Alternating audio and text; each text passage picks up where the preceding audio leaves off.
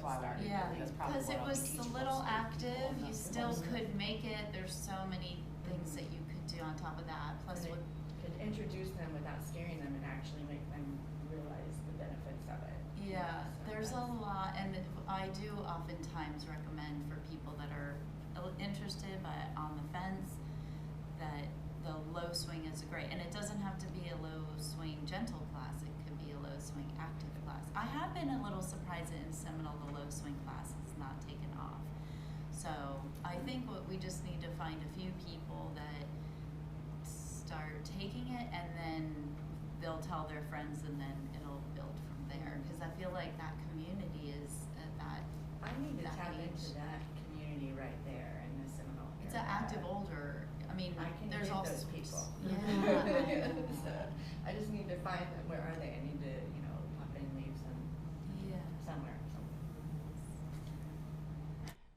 Tried the community centers. I think the What? word aerial might scare some people. Mm-hmm. Because they think, oh, I'm flying in the air. Because the studio there in Kentucky where they do that, they have an aerial class, and then they call the other one restorative swing, and they fill that class. Oh, that's a great idea. And I think it's just the Okay. verbiage. I just think when you say It is aerial, about the people go, oh, I'm not marketing. going to be an acrobat, but they say Yeah. restorative swing, and they fill the class. Well, They have a we've waiting talked list of about months. that. They have a We've waiting list of talked a months lot long. about that with Yes. classes, even some, because we'll have aerial yoga. Well, sometimes Violet's aerial yoga compared to mine is different. Yeah. Right. I mean, she's. No, it's always different. Yeah. It's always. So- But I like it. Yeah. So, I mean, But right, like. we've talked about that. Because there has been some people that have come to aerial yoga, and it's different. So we do need to be more mindful as far as like the titling and the names. But It I works like there. that They idea. have a month waiting list. They teach that class twice a week, and you have to wait a month to get into that class. I mean, it's packed. They have 10 people per class. Just restorative.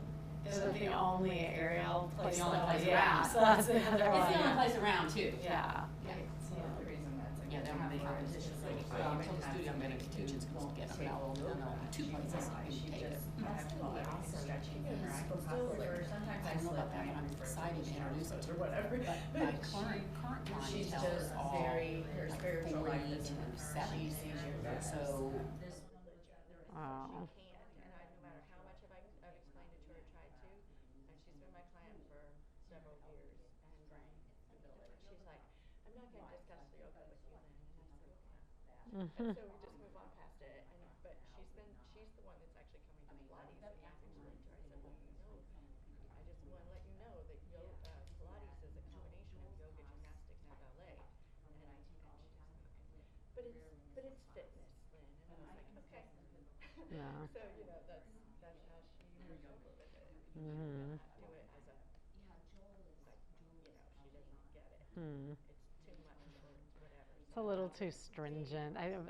That thinking to me is a little too stringent, but that's her deal. Because, Yeah. it's not it's because it's too much to take more in spiritually for her, is what it is. To branch out spiritually from where she is in her Christianity, it would be overwhelming. And because she has, like just heavy issues, Mhm. it could actually possibly set her back. So for her, if that's why she needs to keep it simple, then that's fine. I can do that like you. Hmm. No, it's like yoga is not a religion either. I mean, yoga is not a religion. Yeah. It's all faiths, and it's about a way of being. Mhm. But that's all right. Yeah.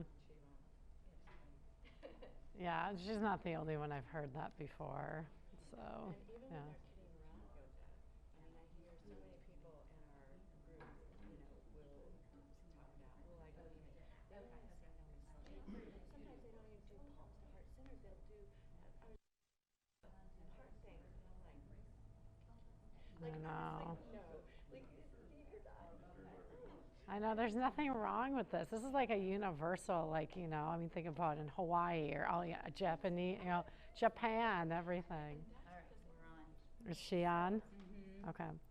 All right, so it looks like we are on. So we're moving on to probably some of the more vigorous parts of the practice right here. right? I mean, it can be. And like we said, depending on how you're feeling, if your neck's not loving something that we're doing or your head's not, you can watch, right? You can just be the observer today. But, we do encourage you to try to experience all of the exercises. If we're starting on page 101, if you can read your little numbers there. They're at the tiny Yeah. bottom right-hand. Inversions, flips, and tricks page. In here that aerial yoga is fun, playful, and acrobatic aspect that many people enjoy. So the following poses are considered either inversions, we've got some flips, and we've got some tricks. And they should really be taught with care. Generally, in the beginner class, we're going to do a lot of what we did today, right? We're going to get people really kind of conditioned. We might turn them upside down a little bit here or there. So you'll notice kind of maybe what's more of the gentle inversion to more of the advanced, or what might feel like a little more extreme for people. And the thing that I always tell people is there's a greater risk for injury here for yourself or when you're teaching people. So, these aren't, kind of take them lightly. You want to learn how to get in and, like we talked about, get out of these poses safely. That's really important. There can be a lot of emotions that are released in something like this. Trust is a huge thing. So if somebody's walking in and has some trust stuff going on with themselves or with the swing, it can be a little unnerving. But yeah, it can also be really fun. A lot of joy can come out of this, or a lot of relief, right, can come out of this as well. So just kind of be prepared on both a physical and a mental and emotional level for some people with this. And then you always want to consider the people that you're working with, right? If you've got maybe a population of people in your class who should not be upside down, do not put them upside down. Or maybe that's where the low swing option is available. And we did some partial inversions yesterday when we were going through the pose breakdown. So like we said, maybe that's where we start people to kind of get the idea of what is it like to have the hips above the heart. Can they handle that, before you do it completely inverted? So we'll move to our first one. We did it in class. We can repeat it again. It's basically a progression, I would say kind of the well, it's I was going to say the pose before it, downward facing dog, right? It's really kind of the setup pose, downward facing dog, to get yourself into it. It's your pelvic point, right? So we talked about that. This can be very tight, this region of the body for people. There can just be a lot of stuff going on. Consider, too, a women's month, right? Monthly stuff going on, too. That might not necessarily feel the greatest if somebody's menstruating, right? Or it's especially at the beginning of their menstrual cycle, to maybe put all that pressure there. Maybe it does feel good. It just kind of depends. And that is, within the yoga community, kind of a constant argument. Should you even be exercising when you're, on your menses? And I go back to the rule of thumb, kind of like when it comes to pregnancy. If you're exercising beforehand, that sort of stuff. If it feels okay, then do it. If it doesn't, you have to listen to your body on that. I mean, I'll be real honest. Sometimes I'm teaching and it's that time of the month, right? And I might not teach as much in the swing. I might walk around more because maybe it doesn't feel good that day. So remind, those, and depending on how close you are to the members or the people who are coming, if you feel comfortable saying that to somebody, well, is it that time of the month or whatever? So most of the time, after a while, don't people just kind of tell you their life story too, like what's going on, so you kind of know. So just some things to consider. But this is definitely one that you want to consider. If anybody has had a C-section, right, you really want to make sure that C-section is healed, right, before they would come back, or any sort of abdominal, right, any sort of abdominal stuff going on. You might want to wait for that. And then obviously I recommend anytime somebody tells me they're pregnant, I just say it's only 9. Let's practice, prenatal yoga, something like that. They could probably do a low swing, some stuff, But just the idea of the pressure going around that area of the body probably isn't the best idea. So I would just tell people it goes quickly, right? It'll still be here when the baby's with you, right? Two things. You did a nice progression of us getting into Cannonball this morning, and then Violet did a different one yesterday, so we'll go through both because they were both really good ways to enter it.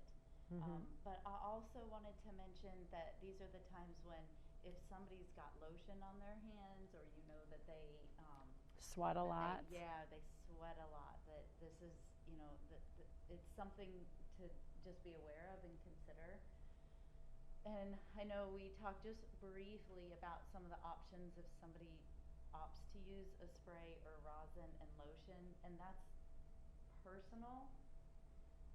I can share my personal opinion is there are certain days that I feel like I prefer to maybe have a little bit of rosin, especially if I'm gonna do something. But I also feel like it's part of the practice to strengthen the fingers and the wrist. So if you're constantly using something, then you're almost using that as a crutch. So you decide what is appropriate to you, but I personally, I side at first with people just experiencing that with just raw goods. But that's, I'm on the same. I'm on the same. I just personally don't like to use a lot of chemicals anyways on my hands. So we do have two forms. We have a spray, which I think maybe might be a little bit more toxic, but I think that the lotion is more of an organic. And the rosin. Yeah, the rosin are, you know, if you're somebody, that's the other thing too, is that, you know, some people are very sensitive to smells or to chemicals and things like that, so things to consider. And also, Terry, as far as, I mean, we've had two where like people are using the lotion or whatever it is and the spray, and then it's getting on the floor, like what we were talking about at the Y. And so that's also something to consider. It's harder to clean up, like we, you know, so just some kind of house information on that too. So. No. So cannonball, right? You're going to come to, I always start people, you're going to be in your pelvic point position. So either forward fold position and then downward facing dog. I mean, you can go right from that forward fold right into it right there if you're comfortable. I mean, you'll know comfortable with some of these postures that you just know where your spots are, right? So we're talking about, again, we want it to be in that hip crease right there.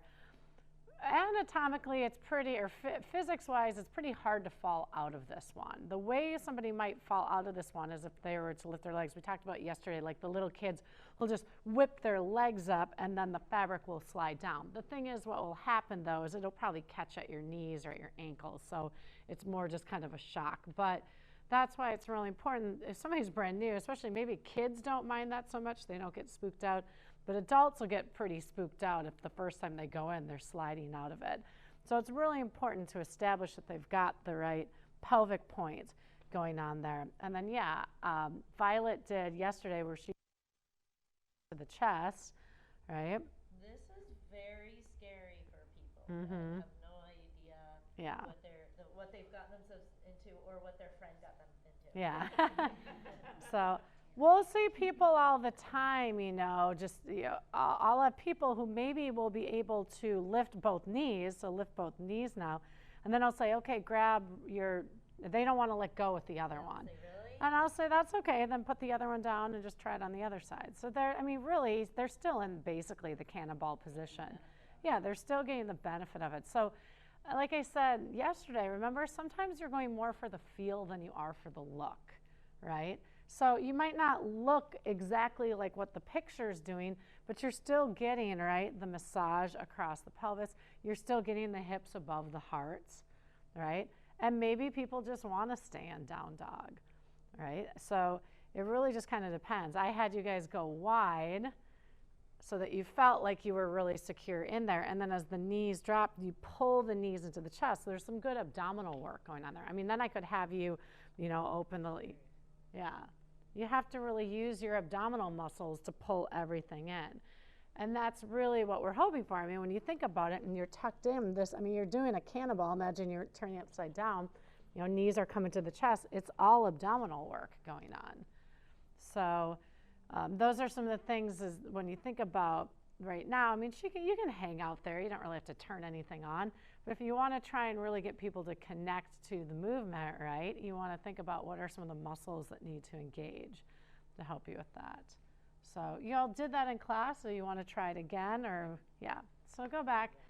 I think it's good to continue to feel.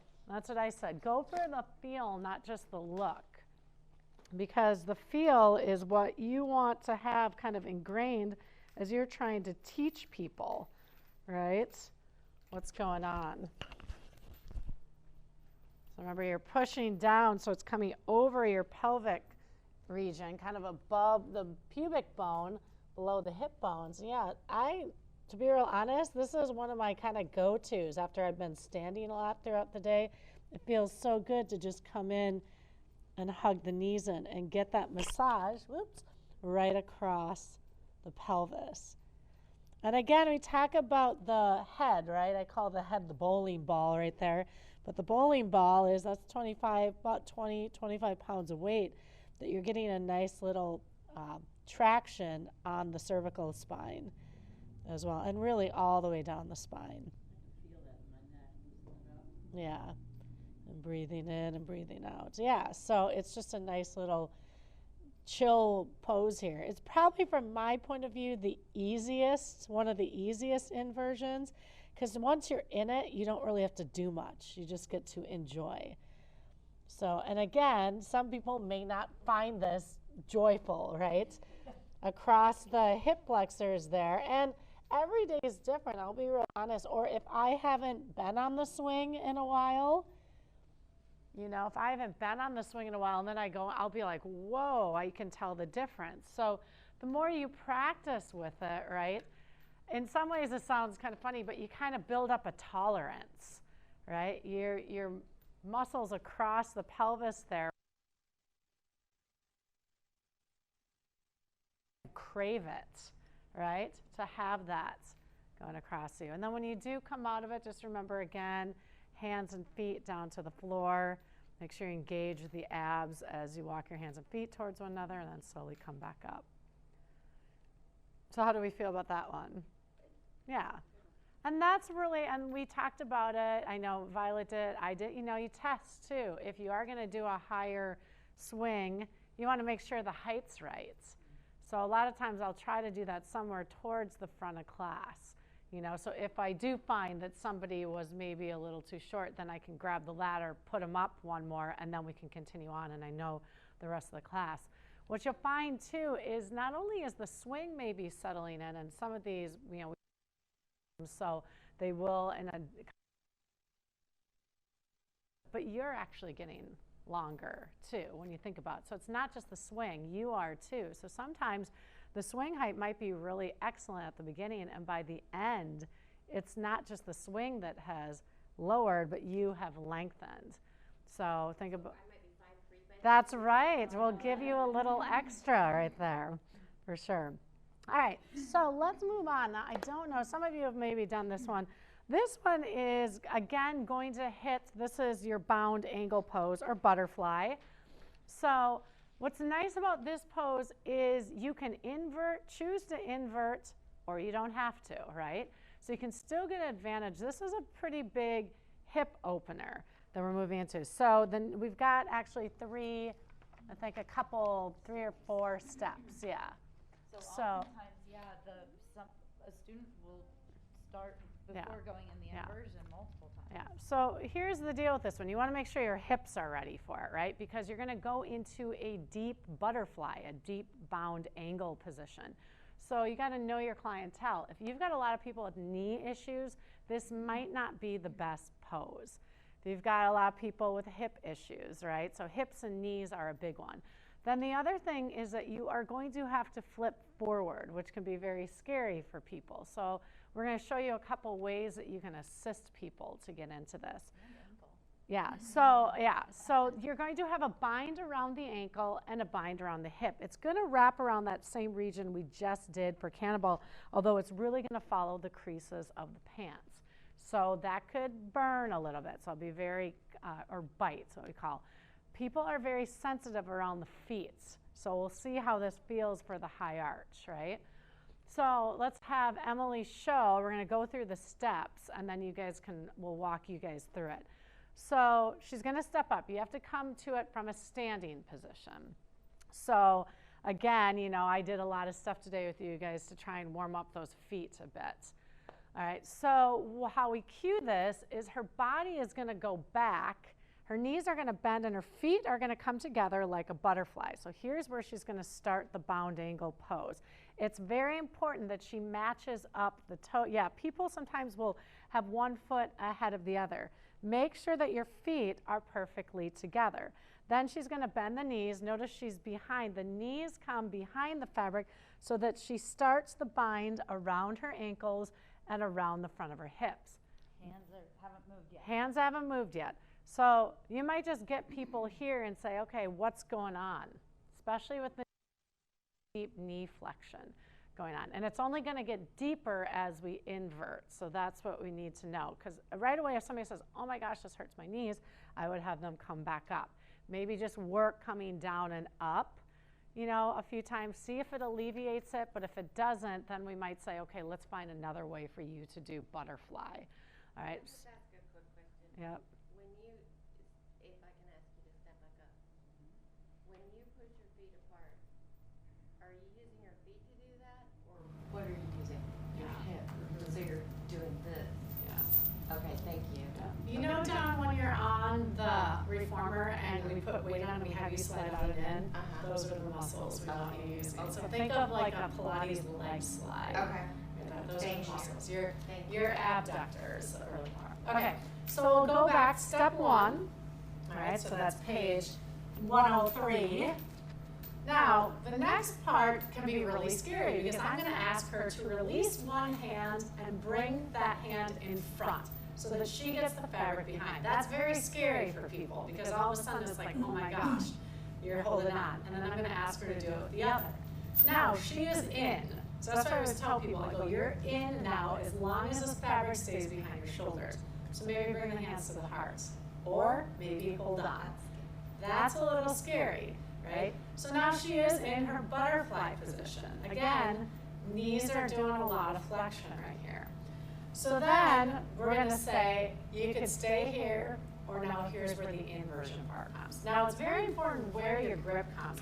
A lot of people want to grip down low, but what's going to happen is as she turns over, your fingers are going to be caught in there. So you have to trust a little bit. You're going to keep your hands, I always say, like right kind of outside the ribs. Now here's where the trust comes. Right? I'm going to ask her to start to lower forward. Keep holding on, keep holding on. And I want her to do it with control. And it's going to wrap in, and there she lands. Now, This is why the hands that's why you want the hands high, because if you want low, watch what happens. Her hands, and then you got people, I can't get my hands up, and then they freak out. All right? They're scared. So you want to make sure that they always have access to come back up. Now, the way she comes back up is the same way she came in. She's got to access the tricep muscles and the abs to bring herself back up. All right? Some people, you will see, will just, boom, let themselves fling. They'll let go and just go. I'm okay with that. I don't like a lot of jerky movement. I like to see control. Plus, this is a good workout, right? You're pulling yourself back up, pulling yourself back down. Now, there are some people who are like, oh yeah, I can't do this, I don't want to do this, this really scares me. on the feet or I might say, here, I'm going to take you down and go against me, all right, so that you feel okay with that. And then from there, it's going to be up to you how long you stay in it. Some people might say, oh my God, that feet bind, this is killing me, this is killing me, I don't like this, maybe my knees, that sort of stuff. Do figure out about the knees before they flip over, right? Because if somebody's got some knee stuff, it's just not going to be appropriate, right? and you might need to help people get up. Okay, so here's how, so you saw how she got back out of it. So let's say that she's really struggling. There are people who are going to struggle, and maybe some of you might as well, to get out of this. And then they start to freak out. I give her my hand again, and she pushes, oops, sorry, there's a vertical for that, and she pushes up against me. Yeah. So you got to be ready too, because they're going to really push against you to get yourself back up. So don't be holding a mic while you're doing that. All right, and then it's really important too. They're going to come back this way to get out. Slide one hand back and the other hand back. And then generally, you know, there are other poses you can go to from here, but generally I will just have them stand up and then bring the legs through and either stand or take a seat. Right, and come right back. So, I can go through it again. yeah, well, we'll go through it maybe like together. So let's everybody come behind. All right, so we'll go through it step by step, and you decide, again, if you want to flip over, great. If you don't worry about it. All right, so choose a leg, and you're going to step yourself up into this way. Here's the thing, wait, before you go, make sure that fabric's tight. Some of you kind of let it loosen up a bit. It should be a good bunched fabric, because otherwise it'll really wrap around the feet too much. So you'll step yourself up. All right. So standing mountain pose. Right. From here, you're going to turn the feet towards one another, stack them together. Body comes behind the fabric, so the knees come behind. The fabric comes in front. There we go. So lower down and hold. Would you mind stopping my swing for me? And that's a good point. That will happen in class. Thank you. Only, You'll you'll still stop myself. move a little. Oh yeah, up there you can't. Okay, so now from here, this is where, how's everybody's knees? Check out, Terry, your feet are a little uneven. Yeah, There my you legs go. are uneven. Okay, so everybody's feet are matched up. That looks good. Good so far? All right, release one arm and bring it in front. Get the fabric behind the shoulder and release the other. Good. Yes. All right, and then you can either hold on, see how it feels to try and bring the hands together. All right. Bring your left arm, hold on with one hand as you bring your other Oh. arm around. I shouldn't have let go of me. It's okay, but you are comfortable. Good. All right. Yeah, there's some balance going on there. There's some praying going on right there. All right, so if you choose to flip, you've got to, right, kind of turn the hands up right there. Thumbs are in, fingertips up. Make sure you're grabbing at about that kind of rib cage area, and then you're going to slowly start to let yourself come forward. And then it will rest into, good. And if people do release the hands, remember how to have them replace the hands where the pinkies are up. Yeah, so you can release your hands down if that feels okay. Or if you're kind of like, I think I'm just going to stay here, that's fine. Right? Breathe. Good. Yes, this is a big breather. So how are we doing with ankles? The wrap around the feet, All the okay? blood's been cut off to my feet, so, yeah, no blood flow to the feet. No. How are the hip creases? That's probably, I think, where most people feel. But as you sit here, it starts to subside, you know, or at least I think it does. Maybe it doesn't. All right. So now, to bring yourself back up, open your arms up, yeah, and grab on. So thumbs in the middle, bend your elbows, and pull yourself back up slowly. Nope, you got it.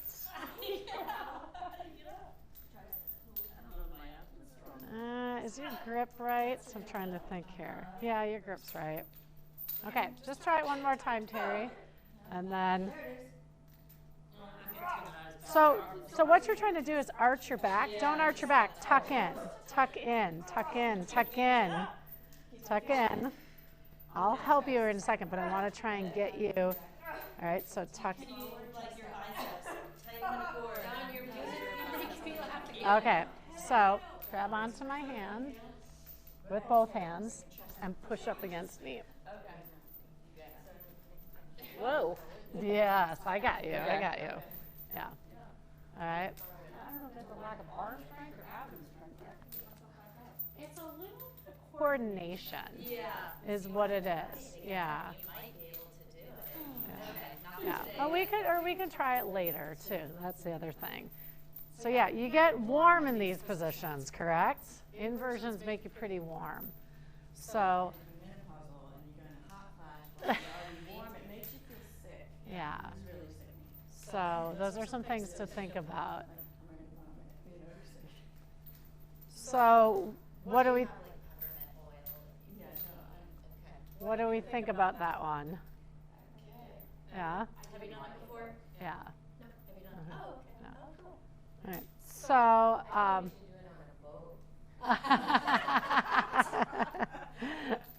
And again, if there's something, if you want to practice later, you know, like, you know, when we're doing practice and you're like, okay, can you teach me how to get out of that or get in it again? We can definitely do that. It's hard sometimes if somebody's gone down, and this happens in more than this pose, and the hands release, we have to help visualize where the hands are supposed to return back.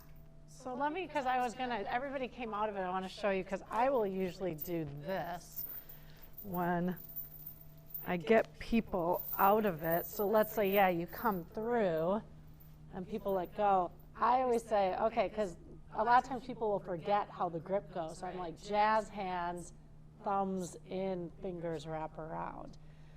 Bend and pull yourself back up. Because people will forget, even if they were here, let go for a second, then they'll be like, wait a second, what did I do? So yeah, my shoulders could do it, and I was gripping the other way at first. Like when I started, somehow managed to get back, and then when I resituated the grip, went, oh. Terry, what you were doing is when you were coming up, you were doing this. And I kept saying, tuck in. You have to almost like, you have to be this little ball. All right, so it was more, yeah, getting this. I think what you're trying to do is lead with your head instead of really just leading with your core when you think about it. It's almost like a spinal flexion, right? You know, like a cat, or a cat. You know, you're really rounding through. Okay, it's going to keep coming out. So. It's kind of like, you guys know the piece of equipment at the gym, the horse, where you lock in your feet and you fold over, and when you come back up, you're using, you know, here, and you're coming back up, it's the same thing. Yeah. That's what it felt like to me times. Cool. All right, so we're going to do a full fabric one here. I'll do it. Yeah, that's cool. All right, here, I'll let. All right, so with this one, I actually in class today was going to do it with you, and I thought, no, we'll just wait, because I had you really set up for it when you're on your back. So this is a full fabric inversion. We will do the closed fabric version of this one too, but shoulder stand. So we talked about yesterday the shoulder stand and the plow in the low swing and how I wasn't a huge fan of it. Now, the head and neck, you have to worry about the head and neck in this coming into the shoulder stand. You're still going to get the really good benefits. There's a lot of core stuff going on this one. So we talked about yesterday getting into the high swing. With the high swing open fabric, I'm actually okay with you getting, you know, a butt cheek. Yeah, so you can, you know, usually because you've got stuff behind you. So what she's going to do is maybe just lift up. Again, if it's a little high, then we'll just have you step into it and sit down. Yeah, exactly. So we're just assuming everybody knows how to get into the swing here. You're actually coming from the Shavasana position. All right, so I should have had you do it the other way, but they can see here. No, stay there, stay there. So if you guys want to come over here, actually, you know what? It probably is better for you to turn around so Autumn can see. Yeah. All right. Have you checked in with her? Is she doing okay? I checked my text message. Okay. All right. So I'm going to have you just so you can see, because the setup is super important in this one. If it's not set up correctly, it's one, you know, there's a potential to fall out of it, but two, it's not going to feel real good. And be super, super honest with you all. This is one of the poses that a lot of people get a little nauseous with, and it's because we're going along that trapezius. The upper trapezius is going to get massaged, all right? Which is a good thing, but remember how many of us have a lot of tension up there, right? So sometimes when we massage or we do put some tension on some of those areas that have maybe a lot of toxins, right, it can stir stuff up. So you are going to become, yes, I know. I'm not trying to scare you, but I'm trying to be really honest with it, because I will say of all the inversions I teach, this is the one where a lot of people go, ugh, you know. A lot of it has to do with the placement, though. Okay, so here's the biggest deal. So she needs to have this fabric very thin and tight. All right, so if you get into the swing and you have a lot of fabric up here, all you do is just kind of kick the fabric down with your legs. So show them how you would do that. So put some of the fabric up, all right? So let's say I'm like, oh, Emily, that's too much. So she would hold on to the edge of this fabric and then just kind of push the fabric away. So it's like we're trying to get you in a nice tight cocoon, right?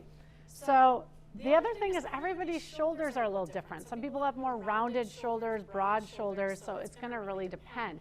If you've got more kind of sloped down shoulders, we have to really pay attention to this. Like I've got, shoulders that kind of stick out, so it's easy for me to get it wrapped around.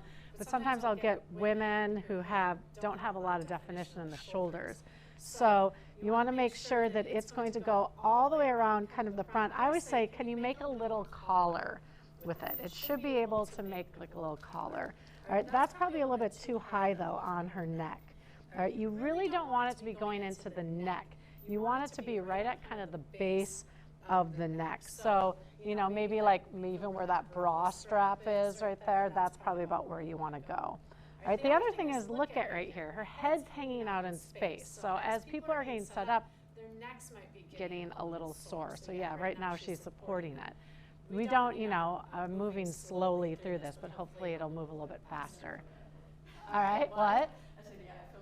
Okay, so if you notice, because we have a thin up here, you should have fabric down here. This is your safety nets. All right, can you do this without the safety net? Yeah, yes, but I would not ever teach anybody this without the safety net the first time. So this fabric is just going to lay there. You don't have to hold on to it, anything, but you want to make sure that it's at least going to their knees. It's nicer if it maybe goes more towards the thighs. It depends on the length of the person, right? A really tall person is going to have less. All right, so she is now set up. Now we're going to go through the movement. So she's going to slide her hands up and grab on. She's going to take her legs and reach them straight up in the air, and the fabric should be over it. The first time I teach this, I let people use these walls right here. So the fabric she's holding on to is very tight. So what I will have people do is take that outer edge, so it would be this part of your foot, onto that, anchor it. Now, she needs to go straight up. You will see people who will push out and they will lose it. So she's sliding up and coming back down. All right, yeah, so right away she's like, oh, okay. This is what you're watching as an instructor. First, you're watching to make sure she's got the safety net. Is she coming straight up? This is what I got to watch, though, because if she falls out of that, right? Number one thing, you do not let go, because if one of these does slide out, I know she's got it, and boom, she can go right back into the fabric. All right, so this has a pretty high level of safety, right? You've got to really make sure. Now, if it's placed right, she's getting a really nice decompression of that cervical spine. If it is too high, people are going to go, ugh, this is disgusting, I don't like this, and they're probably going to come right out of it. But again, you don't want too little, you don't want too much. So this is you want this to be set up pretty well. Now, if she's more advanced, I'm going to have her come back down. Nope, come back down, so you're going to come back up again. If she's more advanced, I'm going to tell her, you don't get these anymore. Now bring yourself up. And this is a lot of core to bring yourself up with no help. All right, so a ton of ab work, because what I'm looking for, You'll see people. yep, butts down, shifting forward. It is abs and glutes. Abs and glutes working here to come up. All right, so this is the full shoulder stand. All right, as we progress through this, now she's going to fold from her hips. Here's her safety blanket. This is where plow comes in, and this is where it's the most loveliest plow ever, right there. All right, so she's coming into that. This is scary for a lot of people. It feels really good, so yeah. And then you could turn this into an ab exercise. Lower down, come back up. Lower down, come back up. Once she's here, so I'll have you come back again into plow. If people need a little rest, draw your knees into your chest. It's like a little hanging inverted child's pose. If we like to do extension, she's going to go into what's called the flying locust right here. This is where it's super important that she is hanging on, because if one of the shoulders pops out, she's still in. All right, and you have to tell people to use that safety blanket to help get you back, right? You push your feet into there. to get out of this, you could just easily roll yourself all the way back over, and then I usually tell people grab on, get your head in, right? So, Yeah. my daughter hung upside down, and she was a gymnast, and she was hanging upside down by the pull-up bar that was in the door jamb in her brother's room, and she was like, oh, this feels so good, and then held her breath, passed out, fell right to the ground, right to her head, because she did the Valsalva maneuver. She held her breath while she was exerting strength, and she passed out and fell to the floor. She's done that a couple times. So, if they're not breathing there, Yeah. that's a problem. So this is a great one. This is a tough one for the shoulders. So if you've got some shoulder issues, to rotate back that way. It's a really awesome sequence of poses. It's very scary for a lot of people, but like I said, we're going to see how everybody's head does, right? Just kind of equilibrium-wise, but then also just maybe how your neck feels with it. This is one demo at first. Yep, because I as always. you can see, like we were talking through it, and in class you might not go as slow, but you still don't want your students to be having to sit in this space and look over as Yeah. you're explaining it. So you might want to explain it and then again like talk through it. I mean, there's going to be some time where they're going to have to hold the head in space. Yeah. But People's necks, definitely, this is the one where you want to, you know, that's why it's good to demo. People are more visual learners, right? So if they can at least see, and then as you talk them through it. That's very scary for a lot of people, to let the legs come down. I mean, I've had one person in one of my classes, she's been coming for 2 years, she finally just let herself come into plow, you know? And some of it was badgering from other people saying, you could do it, you could do it, but, you know, people say, really? yeah, That's yeah. going to hold me? So, you know, Core. I think it's more core than arms. No, I actually, to tell you the truth, once you're hanging there, you're not hanging on for dear life. It's more of a, okay, let's just hang on. All right? Yeah. Okay. All right, so let's have you all get into, however you want to get in, just get into your Shavasana. However, you know, if you want to dive into it, roll yourself over, that's fine. Or if you want to take a seat and get yourself in, good. All right, so let's have everybody just come and we'll talk through it together. Emily, do you want to come out so you can help everybody too? Because I have a feeling we might have a couple here. Okay. So, and before you go up, we just want to check you too. So let's just do it this way. So you're in your cocoon, right? You're going to grab onto that back portion of the fabric, and if you've got a lot of it, start kicking the fabric down with your legs. So push it away from you. And you're trying to get your head out, right? Your head and neck out. Keep going, Terry, keep going. Don, are you good over there?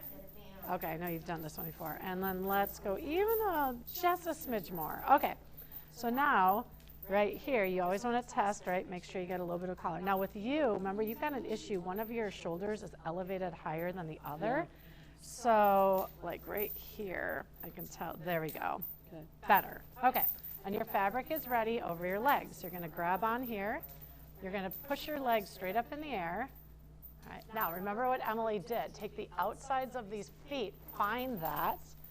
All right, make sure even back a little more. There we go. Now engage your abs, and when you're ready, slide the feet up that fabric and pull yourself up at the same time. Yes, good, good. And if you want, you can keep your feet resting against there the whole time. Yes, and this might be where your shoulder stand is today. All right, breathing in and breathing in. Yeah, how's your neck feel, okay? All right. A little comfortable, but it's not painful. Okay. All right. Now, if you wanted to come to that plow, Terry, you could do it actually a little bit different way. So let your butt go back a bit into the fabric. And then go back even a little bit more. Bring your legs together. And now straighten out the legs. Sorry. Yeah. No, well, keep your legs straight, but now so your butt's back more, so you feel secured. Now let your legs drop straight overhead. And then what you can do is push out more. Now lift your hips. Yes, are your feet in here? Yes. There we go, and that's your plow. Okay. All right. So that will, Well, it's scary going from that. Well, it's scary sometimes going from that very high point down to it. So I just let you kind of push out into it more. All right. Good. Do you want to try the angel flip? So that's where you're moving your torso that way. You gotta hang on. So now you're, yeah. So keep pushing into this, and then your chest is just gonna go out. Keep holding on. Keep holding on. Yes, and then use your abs, pull yourself back in. And then you can just roll over, bring your head in, give yourself a break. Okay. Scoot down a bit so you've got more for your head. There you I go. think I'd be able to do that. Okay. Good. Nice work. So the first time, so, yeah, you did good. Yeah, and then rest your head after that. And then place the feet where they're touching the outside of the fabric. Adam, if you have any questions, make sure you text us. I see how the shoulder wrap is so important. Yeah. So a lot have done this. So use your glutes and then push up. There we go. Good. And then you can bring the legs together if you feel comfortable. Nice, Don. Okay, so nice tight body posture. Then if you're ready to go into platter. I like that we only have 5 swings. Well, there would have to be, I guess what I would say is there would have to be a lot of rules. If I had that many, it would be okay. One at a time. I would have them doing other things that were more stable when we went through. That's what I would do. I will say though, even though 4 or 5 swings can be, but I usually say, do not go until I tell you. Like, if I have somebody like Dawn in class who I know has done it before, like I said to her, I'm like, Dawn, are you okay? And she's like, yeah. And I'm keeping my eye on her, but she's done it enough that I can trust her. So if I have somebody brand new. To be real honest though, one of the things, if you've got sometimes you're usually going to have a multi-level class, right? Unless you have an actual beginners, but even a beginners class, sometimes you'll have people who have come quite a bit, but they just like the beginner time or the beginners. If you've got somebody who is a little bit more advanced, sometimes I'm very honest with that advanced person. I might say, I want you to slow down. I want you to stay with us, because it can be very distracting if you've got somebody whipping around doing something out and I'm trying to show you, because even though you might really be concentrating, we can hear that noise that's going on. So, what? No. I'm just talking about, we're talking about different dynamics of class. I told you to go. But, sometimes if somebody comes to a class and they kind of know what's next, and they'll just move on to the next pose, I'll be like, hey, can you come back? So we can all do this together. Because it can be very distracting as I'm trying to tell, and this person's already doing it, people. Yeah.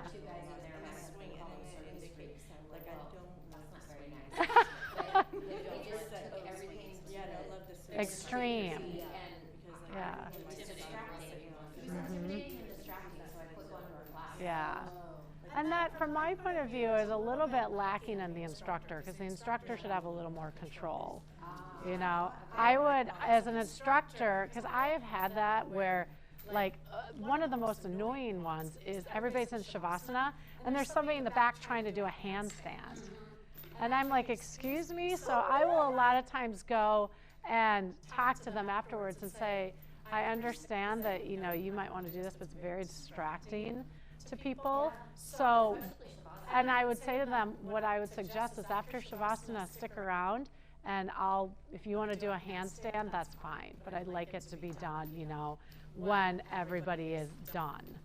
Because, and to me, that's such an ego thing, to think that you can just go and do whatever you want. There were 2 older gentlemen, and they were very talented, but they took even the instructor's moves to the end. Yeah. And I quit going. Yeah. So, and from my point of view, that's really an instructor thing to just not have, you should always have some sort of control over the class. And we'll talk about that after all this. That's a really important role of the instructor, is to have control, because I'll be real honest, when you don't have control is when things happen. Yeah, people falling out of swings, or people doing an extreme exercise that you weren't even teaching. As an instructor, I would say to them, especially, as people are sitting in Shavasana and somebody's doing a handstand, I go, I didn't even teach that, and what if you got injured? Or someone next to you thought they had to try it. Yeah. Well, or you fell on somebody. Yeah. So, I mean, it's just one of those things. She even did the angel flip too. So, yeah. It wasn't scary when you're standing there. Yeah. You had to stand there and figure out what it was. But I did that when I could feel it slipping off of a shoulder. Mhm. And it was interesting that, okay, well, why was always this left shoulder? Am I positioned wrong, or is there some balance, or was it really just the fabric? Well, and the other thing, like you saw, I would instruct this so that when you guys turn upside down, you would see yourself in the mirror. Because it is really important, because again, we're visual, right? So you can see, oh yeah, this one's maybe a little uneven. You can roll back down, kind of get it reset and come up. But if you've got, like, got uneven shoulders, we're gonna have to figure out how to make that, because if I put too much on one and too little, it's gonna go funky, yeah, across the neck. So I've got to make it so it's coming evenly across the neck. So she might have to be okay with one being a little less and one being a little more, but that's also good because we're trying to really work on your balance with that as well. There's a lot of balance in that when you come up and your legs are together, and you'll see a lot of people when they get up to that and they bring their legs together, this is going on, the whole body's shaking, right? Because yeah, you're trying to really figure, your body is trying to figure out where the alignment is, where the balance is. So that can be very scary. So that's why I like to teach people floating the feet up first, so they've got some leverage. And then a good thing with that, I won't get into it, but you know, let's say both feet are up against fabric, then say, bring your right foot in. Release it. Bring your left foot in. So they start to get used to the idea of not having the support, but not going boom right away. Because as soon as they go boom right away, that's where they might start to feel. And then people, when they lose a little bit of trust in the pose, don't want to go again to it, or at least, you know, it takes a while then. So if you can say, okay, well, what would happen? You know, maybe the first couple times they're just always doing it with the feet up and you're just working the shoulder. Now bring one foot in, bring the other foot in. And then what I'll do, I mean, like I could have done with you, is I would say, okay, Terry, bring this foot in, and I'm going to hold it and bring the other one. So you get some support, and then you could start to feel in your body what it's like to be long, but I've got you there, right? So you're not going to go anywhere. So it is nice to come. I think this is one that's good to assist people with. Because like I said, it's scary. You're somersaulting. You're really doing a somersault backwards from here, especially coming into the plow and then, yeah. If it had been someone that I didn't trust, or you know, built trust in you, I would have done that class. Yeah. Okay, I just want to let everybody know the only reason I did it was because Blind Jelly did it. Yes. So it took her a while. Yeah, so imagine not being able to see. And yet, I was telling her, I'm like, okay, we're going to do this But pose. you will hear a lot in class that, really when you tell the men to bring the legs down to plow. Really? That's my feet. It totally feels better. It feels It's a resting plow. It really is. It's nice. But just going there. Yeah. Going Mhm. and trusting it. Yeah. That's why the fabric is really important. But if they get lanky without having to use it. Yay! Anyway, because of the thing that, like, even on that, like, I actually working, I came back out of Yeah. and I don't actually do it. There's a lot of core in that because it's really easy if people are collapsing in the ribs, right? If they're collapsing, there's got to be a lot of engagement going on as you're coming upside down there. And so that's, you know, what you can really tell people is this is actually like an upside down ab exercise. It's an inverted ab exercise that we're doing. And sometimes people really like to hear that. You know, people, oh, I always want to work on my core. So, you know, that's one thing to think about is, and what I like about this is really, this is a long sequence. I mean, you could take a long time to eventually get to that angel flip for a lot of people right here, right? Because first, just coming up there, right? Yeah, where there's, yeah, they're collapsing. So I'll tell people, okay, you got to lengthen here, you got to engage the glutes, right? And then that's how I'm getting my hips over my shoulders. Heck, if most people can do that on the floor, people can't do that on the floor. So now I've gotten that whole pose and not a lot of neck traction, right? Or neck compression is what I'm looking for. Oh, it's the only way I do shoulder stand. I don't do shoulder stand on the mat. It's just, especially after 2 car accidents, it wouldn't make any sense. Yeah, or where the head is elevated, so you're not putting anything on. Yeah. So, all right. So how do we feel about that? So that actually covered a lot of pages of that. So not as bad as we think.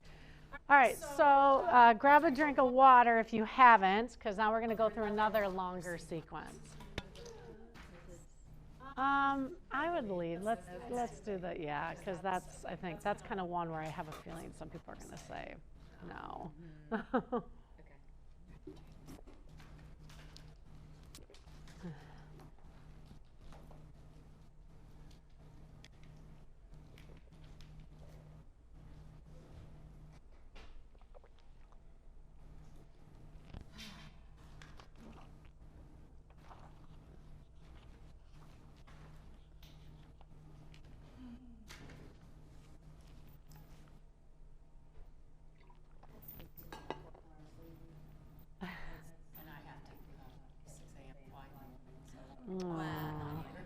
Well, you know what though, we'll be done at a fairly decent time. We'll be done at a fairly decent time. You should be able to get into bed fairly early tonight. Yeah. Yeah.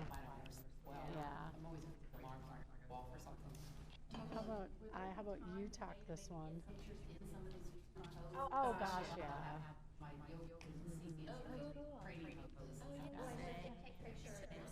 I know.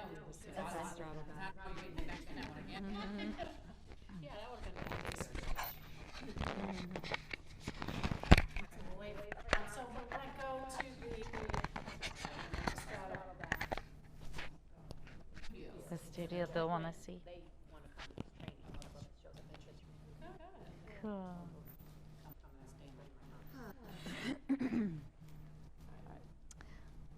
All right. This may be one of the quintessential poses in aerial yoga. And you've already done it a couple times throughout the weekend, I believe, and in some of the classes already. Add-ons to it. And this is always good too. What SV was pointing out is you could have them face the other direction. So then if there are mirrors, which we have, then when you flip over, you're facing each other. You keep in mind if you're going into other poses from there that you might come back up, then you'll be facing the other direction, but we'll get to that.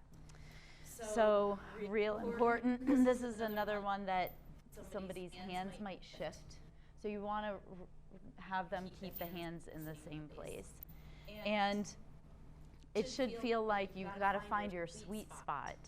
And if you need to come out of it, then reset the fabric, try to open up a little bit more fabric. Some people right away when they oh, this cuts into my back, it might not be in the right spot. So you want the fabric to be taut at first, and then you want the fabric to maybe even kind of shimmy right above the sacrum or that lower part of the lower back position. It's going to be really different for each person. So you want to keep the hands in the same place. You want to actually demo, this would probably be a good one to demo first, and remind them that when they come out of the pose, how SB had you come out this morning, keep the chest lifted, even to just a few breaths, tucking the knees into your hold position, and then after you land, you'll plant the feet back and come into your upper back point.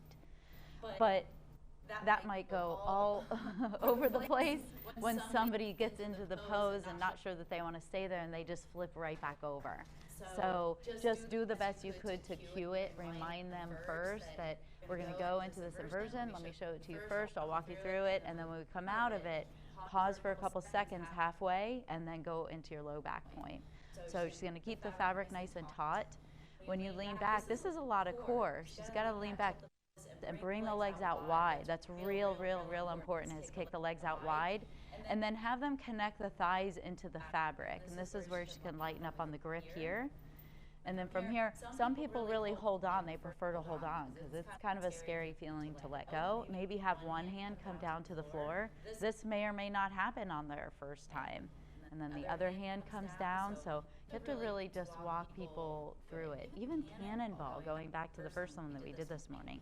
That's really scary. Terry, remember how you wanted me to stop you? I like to put my hands on Yeah, Yep. I'm not a huge fan. There are some people who are like, wee, they like to go all over the place. So real important, make sure that the legs are wrapped in the proper way. So you've got to have your eyes on a lot of people real quick. Yeah, and that's easy to do, but right when you cue it, cue the legs to go wide into a V or whatever your cueing is, and then push the thighs into the fabric, and then they feel really nice and secure. So legs are really nice and active here, and then this could be a pose where they might stay here for 15 seconds for the first time, and then you have them come out of it. So, well, we've got another pose. We're going to go in a pigeon pose from here. But when you do come out of it, I mean, that's a lot of core just to lift the head and the upper abdominals, and you would walk the hands. We'll go through it towards the end, but you'd walk your hands underneath the ankles and then pull up from there. So from here, there's all sorts of things that you could do. So once you know your students are able to sit tight here for a while, keep one leg locked in, unfold, and then allow that leg to just drop down, and even just kind of hanging here is nice. So if somebody's not comfortable letting go, they could still go into this pigeon pose. And then you can have them grab one leg, with one hand, maybe both hand, or they might have still the left hand on the ground, the right hand grabs a hold. But this is a nice, lovely, another pigeon pose here. We've done a couple different, we did it a few different ways in the low swing also.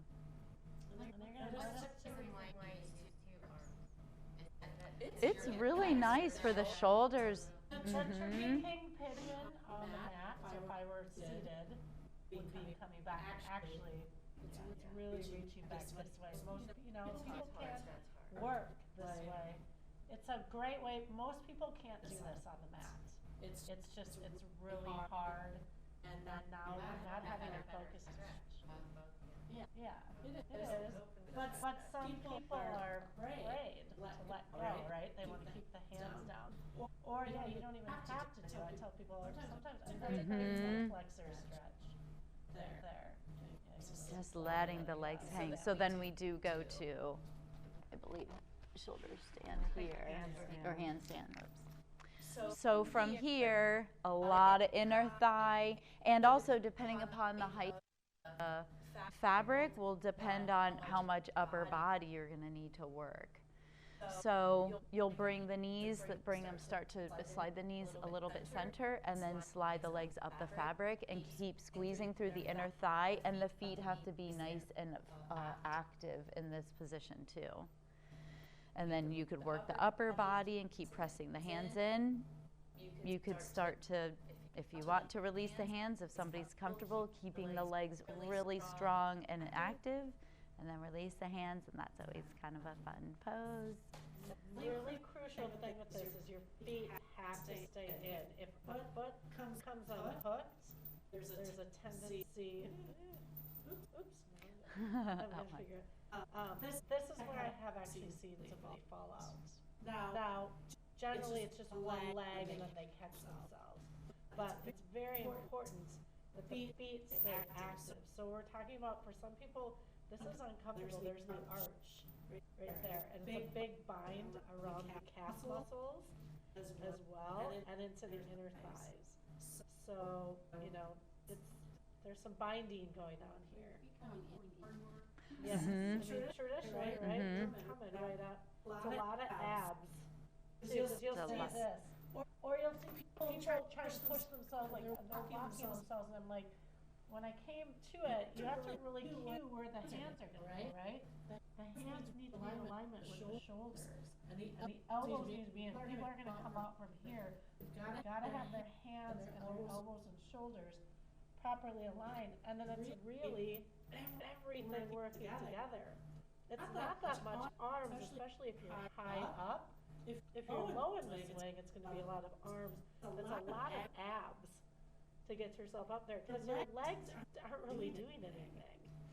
So it's abs and arms doing the work. Well, for me, my inner thighs are screaming when I'm in this one. That's a great time to do those. Yeah. But you're right, the arm placement's really important. So if the swing's up higher, it's gonna be less for you to push up, but if your body in the swing's lower, you're gonna have to use more upper body. So to come out of this, I think, okay, we'll go into goddess from here. Okay, so from goddess, which is the next page, and this gets pretty bitey. And This is considered a trick. yeah. And this is something that it'll take some people a while to get comfortable with. So you're gonna have to be really accessible to cue somebody in and out of this pretty quick, because they might get in and 5 seconds later they're ready to come right back out. So you'll bring the knees in, your hands are gonna grab, so you're gonna be pulling up. It's like you're trying, it's actually the way you would start to come out of the swing. Eventually, her hands are gonna grab above the ankles and knees come into the center and heels drop down. And then keep walking the hands up one at a time. And then did you see at the end, she kind of made that little reset with the body, kind of pull up, and you're gonna need to maybe shimmy the fabric somewhere. But this is a huge bind around the thighs and the hips. So again, as the role of the teacher, think of, if you're gonna go into goddess, think of maybe some of your standing splits first, really opening up the hips.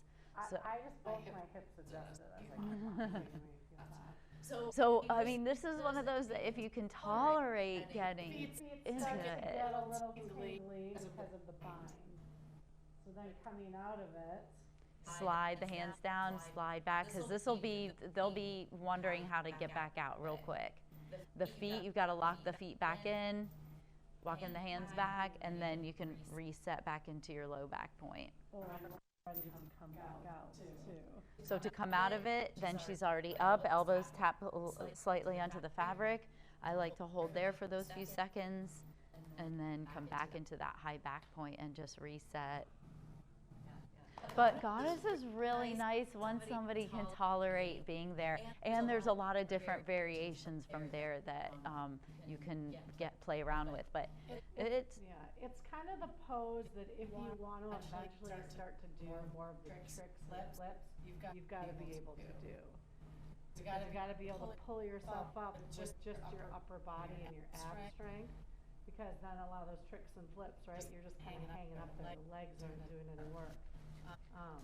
And yeah, there are different ways to get out of it. Today we'll just work on coming back out the way we came in, but there are different ways to get out of it as well. Well, and the interesting thing is that I've been watching as you guys are demonstrating is blood flow. So when you're upside down, of course, and everything rushes to your head, but I can see your feet go yellow or white, and then when you came back up on the goddess, feet went red. So all of that dispersing of the blood was actually flushing that versus back and cleans it out. So it's a trick. neat, you're seeing all And that to be too. honest, when I was upside down, this can be, this is a lot of work for the. A lot of people aren't gonna want to let go. This hurts more because now you're putting all the pressure in. So people might be really hanging on here because it hurts a lot around the hips. So try to get them to relax a little bit. But again, you don't have to stay in here for long. If you relax into it, you're gonna feel that bind more. But if you engage those muscles and lift yourself up out, then you don't, and then you're more active. Yeah. Your pose, you know, feel too much. It's goddess pose if you were standing on the floor. It's a long squat, which for many people aren't necessarily going to get this deep on the mat, right? So now your hips are really able to come into that depth. Yeah. And then coming out of it, I mean, a lot of times it's nice. Just make sure the feet lock back in. I definitely, I like to tell people, especially if they're brand new, do one at a time. This feels safer because now they've gotten some leverage and then do the other, right? I mean, yeah, obviously if you know, most of us can probably do it with both, but for somebody who's brand new, that might be a little scary. So I usually will tell them, unhook one so they feel that counter weight is over there, and then unhook the other. But it's a lot of ab work to get yourself back in and out of this one. You ready to try it? Let's go. So if we're facing the mirror to begin, when you come up into goddess, you'll be facing the mirror into goddess. But in low back point, you'll be facing the opposite. You'll be facing autumn. So if we're starting, we'll start where you're facing the mirror, going into low back point. And then you'll stand in front of the fabric. I think we want to go the other way because they want to see themselves for handstand. Okay, so then in goddess, will just be the opposite direction. That's fine. I just think Yeah. it's nice to be able to see yourself for the handstand. Okay. To see the alignment. That's So let's fine. Turn the other way. Okay. But you know what? It's actually really good for you. It is good for your skin. You can see that, but you can see how straight you are at that point. Yeah. It's about. Let go of the ego. Let go of the ego. All right, so hands, the fabric's going to be taut. If you need to, lift up on your tippies. Keep the hands in the same place and start to lean back into the fabric, tuck the knees, and then bring the legs out wide. Wait, so slide the hands down a little bit more. This is what I think happened earlier. So keep the hands into the fabric there. So I keep it. Mm-hmm. Then you'll tilt the pelvis under a little bit. So lean back. Yep. Then hold the hands there and bring the legs out wide. And then wrap them around in the front. So we've done this today, so let's go into the pigeon pose. Come back to your straddle. All right, so you're staying straddle. Unhook the right leg, the left foot in. Bring it out to the side, towards the parking lot, and then swing it back towards the back of the room. And just hang in there, and that might be what feels good today. Yeah, because that feels really nice, even if somebody's not comfortable reaching and grabbing it. Maybe you want to try reaching one hand for the foot and maybe the other. Yeah. There goes the shoulder Take a breath or two there, then make sure if you're going to switch to the other leg, you hook that foot back in. Always have that foot hooked in and then unhook the other one and try it. And you want to do both because you're going to find out what's maybe the tighter side, right? This is scary to have somebody unhook a leg. That can be very scary. Kind of like the one before. What do you mean bring my legs over my head? Now what do you mean unhook one of the legs? So they may or may not want to do it, right? So give you options. This can become a very long sequence. I mean, that's how I did it. I was upside down for a couple minutes. You might come to a point now where people are like, I need to come out. So if somebody needs to come out, you know, I can always check in. Say, hey, how are you doing? They're like, you know, I really want to come up. Come over and tell them how to feed themselves out. So if you want to go into the handstand, then remember, you've got to look at yourself in the mirror. The hands should be directly underneath the shoulders and they drop. Elbows should be pointed forward in that same direction. You want to set up, so just yesterday we were talking about those middle and upper calf muscles. Keep your feet tucked in as you draw the knees together. Slide the feet up and press into the arms at the same time. Squeeze through the inner thigh. Oh my gosh. Oh shit. I was looking over there. So, like I might say to you, here, if you your abdominal muscles, press your legs into your hands. So slide the hands down. Back more than straight up. Yep, and then we can bring them out by the hips. Now push up. Is it your wrist? Then lean back into it. But you got the idea. And then bring the legs out wide and wrap them around. And shoulder stand, elbows inward. And then just bend your knees a little bit. Keep the feet. Try to bring the elbows inward a little bit more. And then straighten the legs. Try not to walk back and try to straighten the body. So squeeze the inner thigh together. Yep. Yeah, keep squeezing the glutes, draw the ribs in. But bring, Know if it's placed under the thing or what? you should be in line with that plumb line. That's looking better. Yep. Cool. Good. Yep. This is what I was missing before. I was Okay, pointing good. my toes. It's the actual thing that I do. All right, she's got her phone. She's got her phone here. Take a picture. You'll have to send it to me because I don't know how to do this again.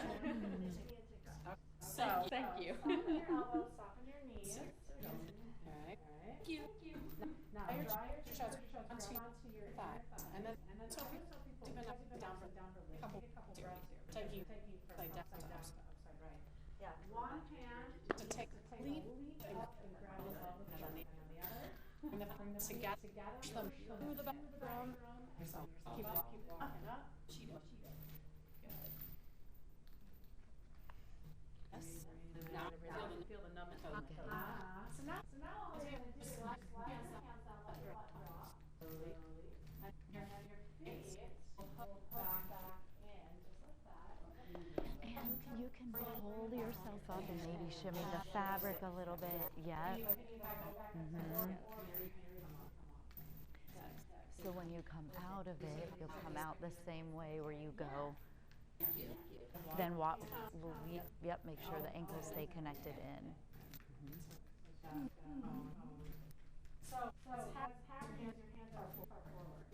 And then to dismount, so hold it there for a couple breaths, take one leg, bring it around, tuck the knee in, and then the other leg, not all the way, just bend the knee, sweep the other leg around, then place the feet down. And then go into your high back point. You can walk the feet in a little bit. Yep, there you go. Yeah. Probably about with this wrist. My wrist, I'm getting further. Do it with my wrist. No. Okay, okay. Smiling, see, it doesn't hurt. I've had people do thumbs down because then that's pretty funny. Autumn, you good? You can let go and hang on there. Yeah. Oh, this way. No, the other way. That's a fun picture. And then slowly, your knees grab onto your thighs. Down the long leg. That's a nice one. Yeah. I don't know why.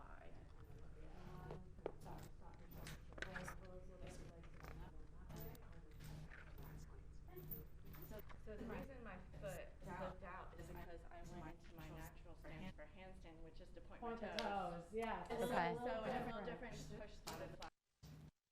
So yeah, and then dorsiflexion. So I was like, oh. Well, and you the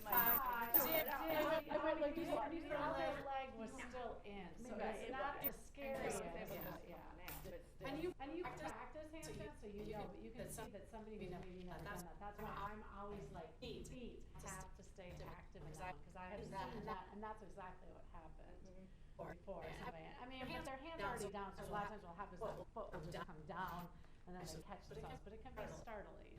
So I can do like one side, push one side out, push the other side, but I can't do both of them at the same time. Joel does it all the time. He's like, push it out. Like, It's a lot of strength, so yeah. I did it yesterday. Yeah. I was like, Do you want to do the flip? All right. Okay.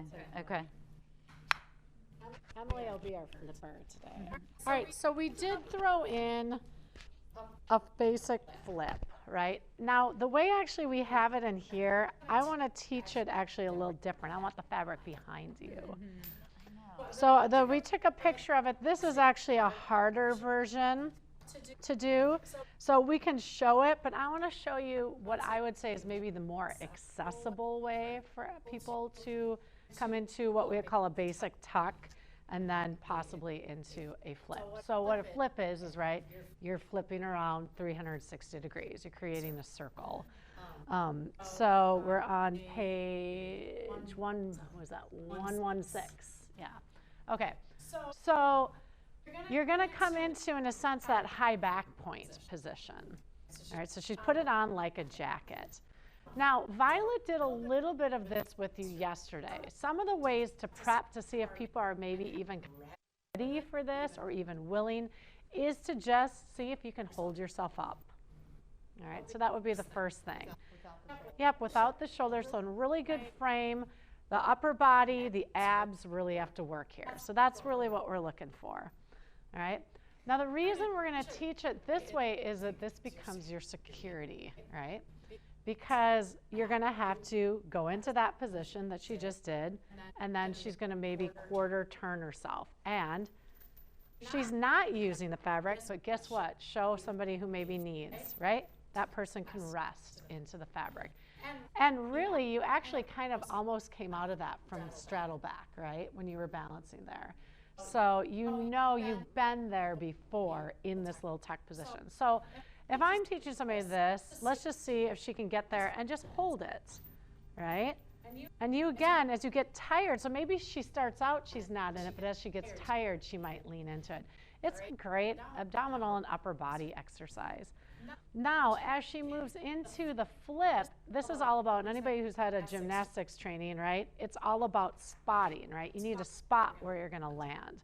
So she's going to come into her half tuck. She's going to pull the knees in, look to where her feet are going to land, and then slowly come up.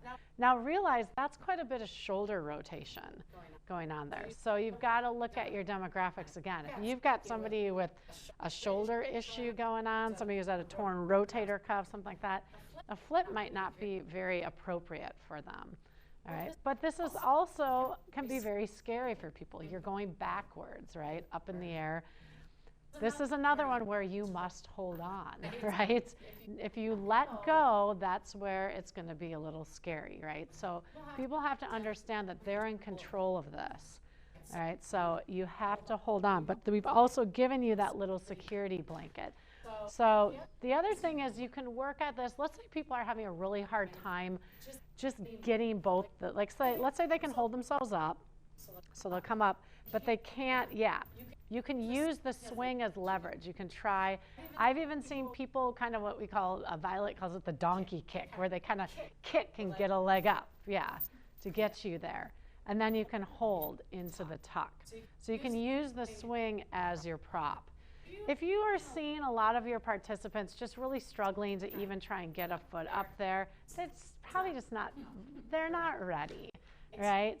And sometimes I think people see something like, oh, I want to do that so bad, but really try to understand that it's a progression, right?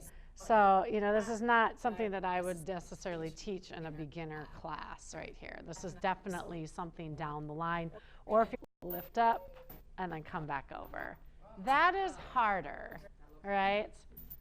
All right, but it's basically she comes from the end position that she did, and she's coming back around. So you're still getting it. You could still land in it, right? But that's frightening for a lot of people. So that's why we start it the other way, where you go back and you have something to land on right away, all right? So it's just basically the reversal of that. It's a tuck and it's a flip. That's really what we're looking at. It's a somersault in the air, all right?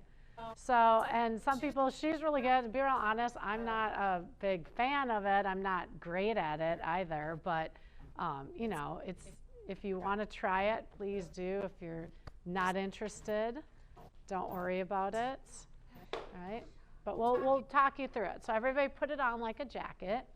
Let's practice first the upper body strength, all right? So you're holding on, shoulder blades are pulling down and back, and you're just going to lift your knees up in the air and hold yourself up. Now what you might find is you go right away into the fabric. That's fine. You might slide into it. That's just fine. The what? The wrist wrap if you want to. That's true. Okay, so let's do this. You might like this a little bit better. So your fabric's behind you. Bring your hands around and in. So the basic wrist wrap. That will give you, you can't do the return part with this, but you can do the back flip, okay? So this is going to give you a little more through the hop up. Yeah. Good. That's awesome. Yeah. Yeah. Yep. And then you look to where your feet are going to land if you are going to do the flip. Good. All right. It's definitely a lot lot more demand when you don't do the wrist wrap. So Mhm. it's not to say that it's low back, right? Low back. Yeah, really it's going to land somewhere closer, you know, kind of mid-low back. Good. Correct. Yeah, you can't go back with the wrap. And be careful on So. how high the arms are in your wrist wrap, because then you don't want the fabric to Mhm. get into the belly. So Make sure you hold on. So you're going to tuck in. Yep. No. So again, and this is leading back to the idea of it's a flip. This is, you know, a lot of the stuff that you're going to do in some of the more advanced aerial classes right there. And for me, you know, it depends on what do you want out of an aerial class, right? I mean, some people want the fun. It is great upper body and core strength. It's empowering to be able to flip and do all of that. That's right. I know. Well, it is. I always tell people, I'm like, I can finally be a gymnast. You know, that's really what it is. And it's, you know, not as taxing on the joints. Nice job, Terry. Very good. I actually think going back is easier. Oh, well, now that was impressive. That was really impressive. That was like a Violet trick right there. That's what I was gonna say. So that was good. Excellent. All right. So what do we think about that? Do we just have the rope? Do you want me to do this one? I forget how we get into it from here, right? No. Here, let me show. Okay, we're gonna do. So this one is the next one that we do. Shoulder stand. You may. Well, this is closed fabric. Shoulder stand. So you're gonna have to. The reason we did that back tuck is because you have to do a back tuck into this one.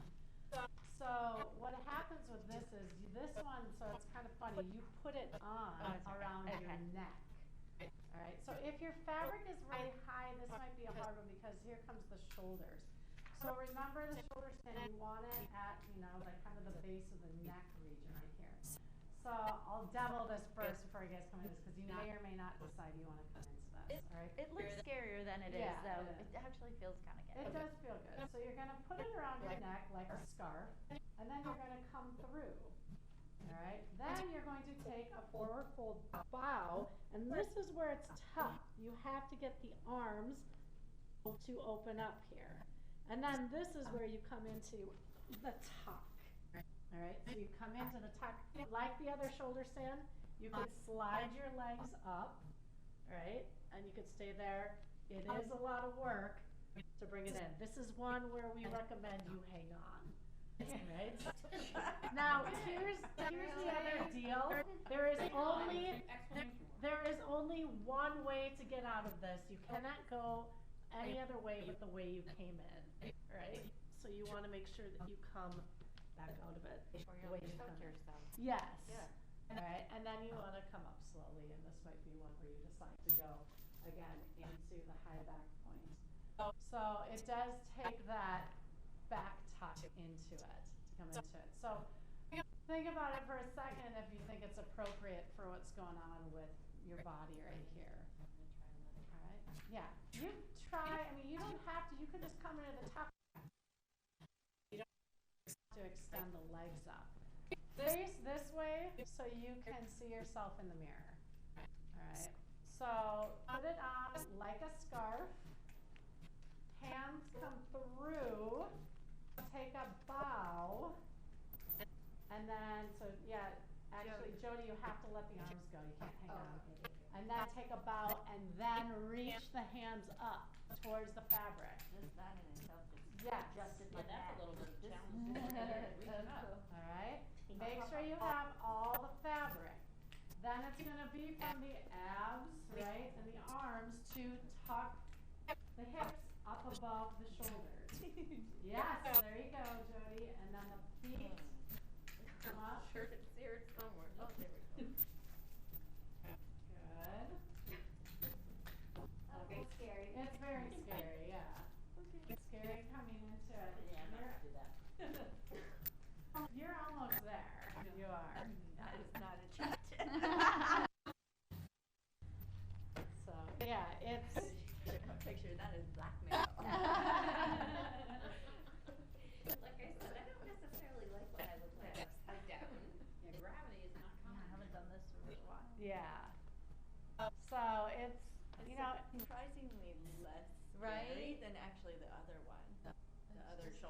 Oh, you mean in the full fabric? I think Really? so. Really? Oh, Accidentally that's tip over, like the wrong, to come out the wrong way?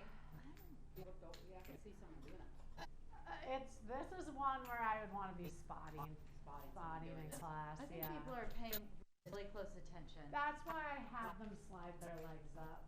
I wouldn't even show them the option of bringing it together. I would just say slide the legs up, and then maybe I would come over and say, okay, bring the legs together, and see if they can hold the balance. And then, I mean, you have to be really honest with them.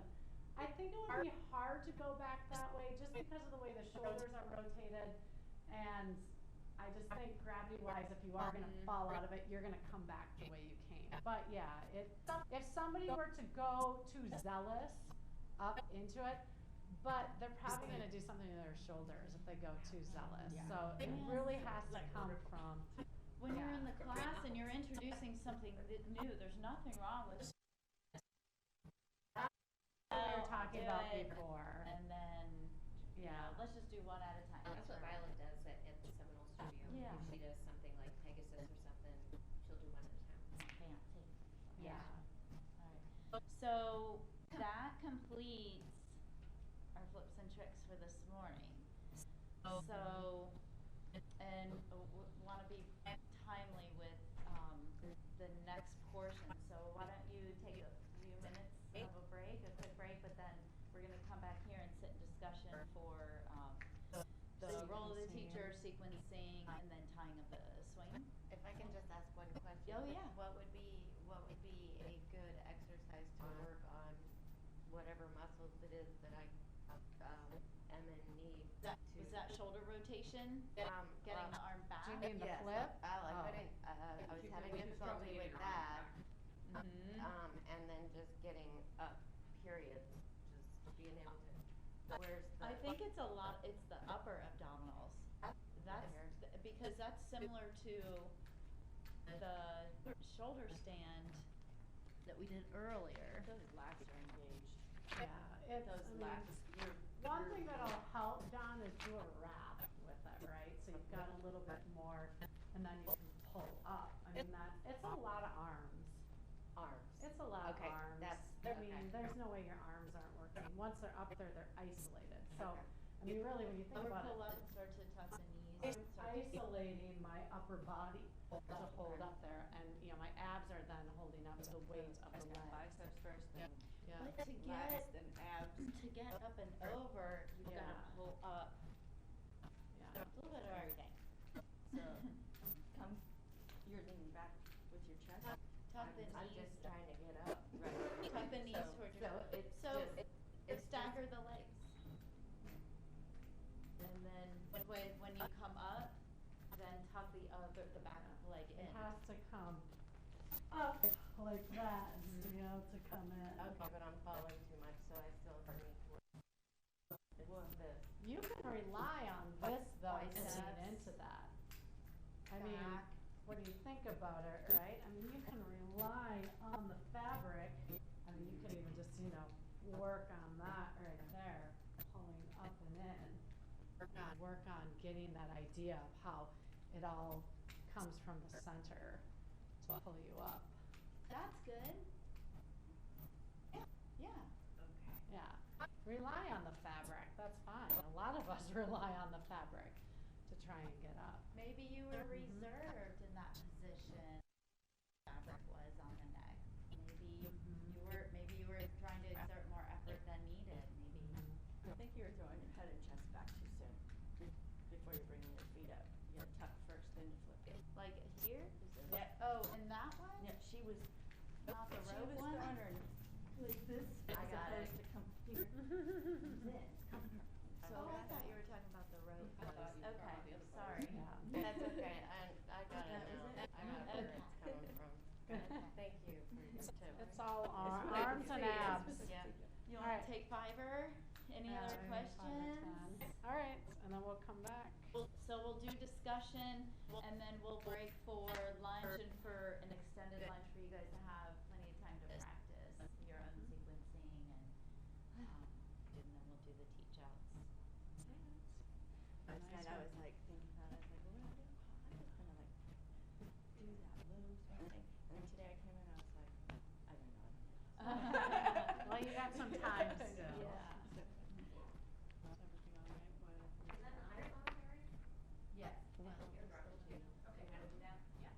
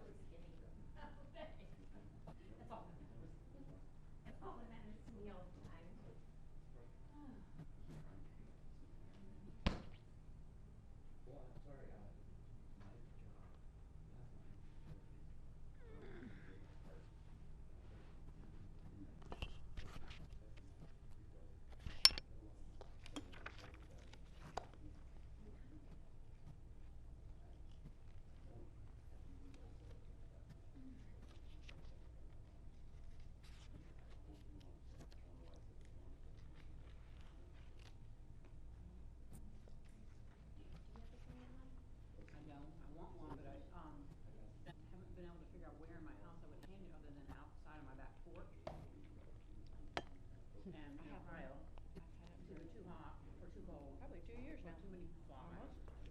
Yeah, I don't have a spot where I can do it, but I'm here almost every day, so. Seriously, I wanted it to selling go our home. outside. Our house is really big and got like 4 acres and it's a lot of work. Wow. It's too much work. But I haven't built that pool yet. Seriously thinking of selling it. I had a pool at my old house, and I've been saying it since I moved into this one. I will be having a pool there, so that I can lay by the pool while I do my laundry and still feel like I'm campered out to. Right. Yeah, I do like, we have a pool with one that one, and it is Well, I'd like nice. to have one. It is, it's swim, it's good for, my kid can play in it, we can have some outdoor space, because where I live now, the bugs are huge, horrible. I don't have. Are you in time. Sarasota? I, close, I'm actually in Palmetto. Oh, yeah, I know. Mm-hmm. So about 7 to 10 minutes past. Mm-hmm.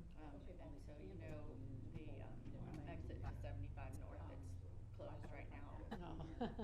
So, we have to get off at 41. Otherwise you're just driving to Ellington. Yeah. You know, so I'm that one right before Ellington. Mm-hmm. And right at the hub. So it's actually really nice, because I can jump on and be to downtown St. Pete, 25, 30 minutes. You know, Ellington, 7, Tampa, you know, Riverview, all of there, like 20 to 30 minutes. I would say like. And we're building, like, they just redid the roads, Mm-hmm. put in traffic lights, built a huge Publix complex right there at the, like, between the golf course entrance and my entrance to the neighborhood. They've built a high school, an elementary school, so many subdivisions have gone up, we've got a new firehouse, we've got another new strip mall. Yeah. And then across the street from where they built the Publix, But there might be a multiplex and shops. So where before we were in a space where it's like, where's the closest grocery store? It's 15 minutes away. Oh my gosh, driving 80 miles an hour. You know, whereas now it's gonna be just, our Publix is right there. We can actually walk to it any moment. Because I've resorted to just ordering groceries. Now I just order them all the time. I don't go to the grocery store anymore. really popular. This? So I don't go to the grocery anymore, and I just like to. I told everybody, I'm not going to the grocery store till my Publix opens. Yeah. Well, there's so many online grocery store places now, you can get some pretty good deals. It's great. It saves me so much time. My time is worth it way more than the time it takes me to. I sit thought and about make that groceries. too, about just even once a week, you know, ordering some staples. And then it's on there, and you can just do the same things, and yeah, that again. Who do you go through? I do the Publix, Oh, yeah. it's, what's it called? It's an app for Publix. Yeah. I'd have to look it up, but, it's easy, it charges, you know, you get a tip and stuff. But, and they probably priced it slightly higher. If you want to buy one, get one free, you better make sure you put 2 in there, you know, kind of thing, because otherwise you'll just get the one. Every once in a while you get something that's like, if you don't check your groceries when they all come in, you might get something that is like, that's not what I ordered. They're supposed to tell you they're substituting, but the last one I didn't do that. So I didn't get, you know, the rings without the dagger on them, you know, I didn't do any of things, I got stuff like that. All right, is Autumn back? All right, so how are we feeling after class and after all the inversion stuff? I feel a little sore right here, Mm-hmm. but not like, no, I don't feel like dizzy or anything. How do you guys feel? How do your arms feel? They're actually not bothering me today. They bothered me a lot yesterday. And today? Today they haven't bothered me so much. Maybe we got rid of some of that stuff under there. I don't know. Yeah. Today. How were yours? That bothered you there a lot. Yeah, a couple things we did was, bothering it, but, you know, it's all right. Good. Autumn's with it. Okay. Hi, Autumn. All right. So we've gone through all the poses, including tricks and flips. Did anybody have any questions from poses yesterday, or are we good? We didn't. The Wait. later part of yesterday, were those more of the poses. The low swing?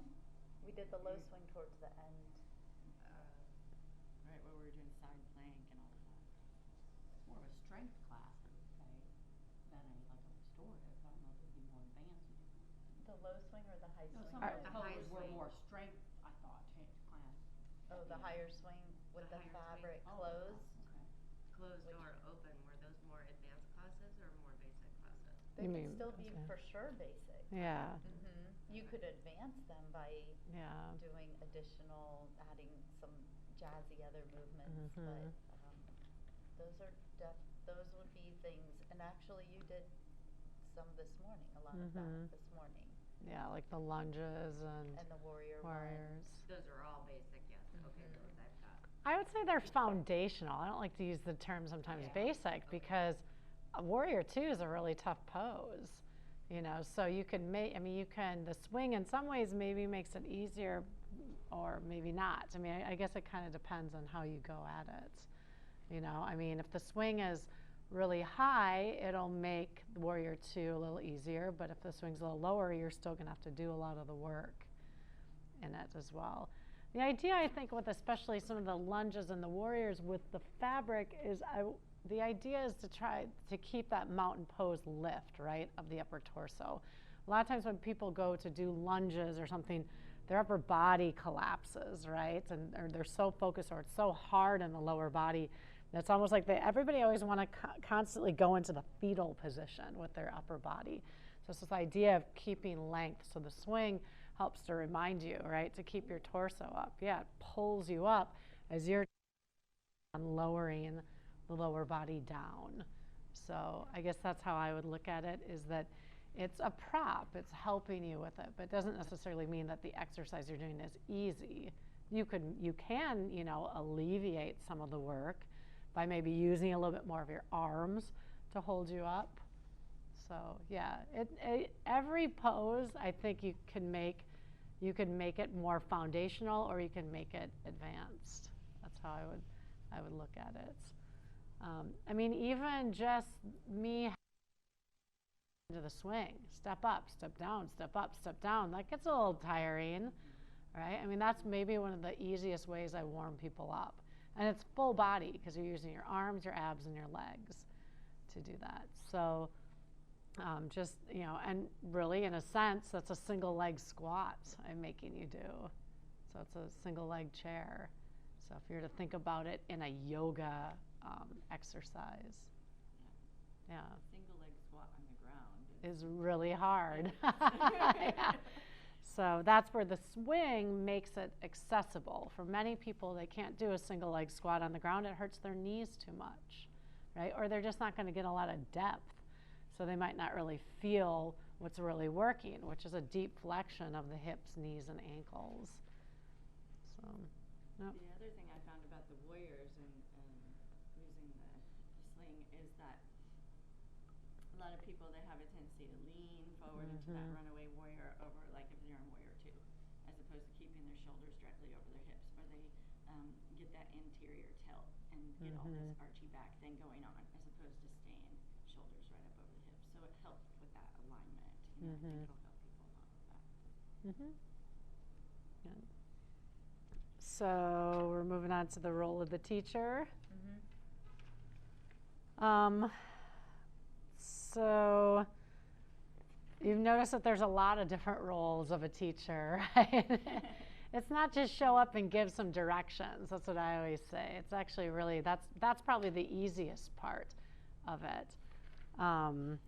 So we wrote in here that, you know, you're going to have students that come, they're excited, they're nervous, they're anxious, they're fearful, maybe they're tired, maybe they're stressed. You know, there's a lot of things that are going to show up at the door, right? And so coming to class timely, so these are some really basic things, but if you're going to teach a class, right, you got to be there on time, and really you need to be there before everybody else is.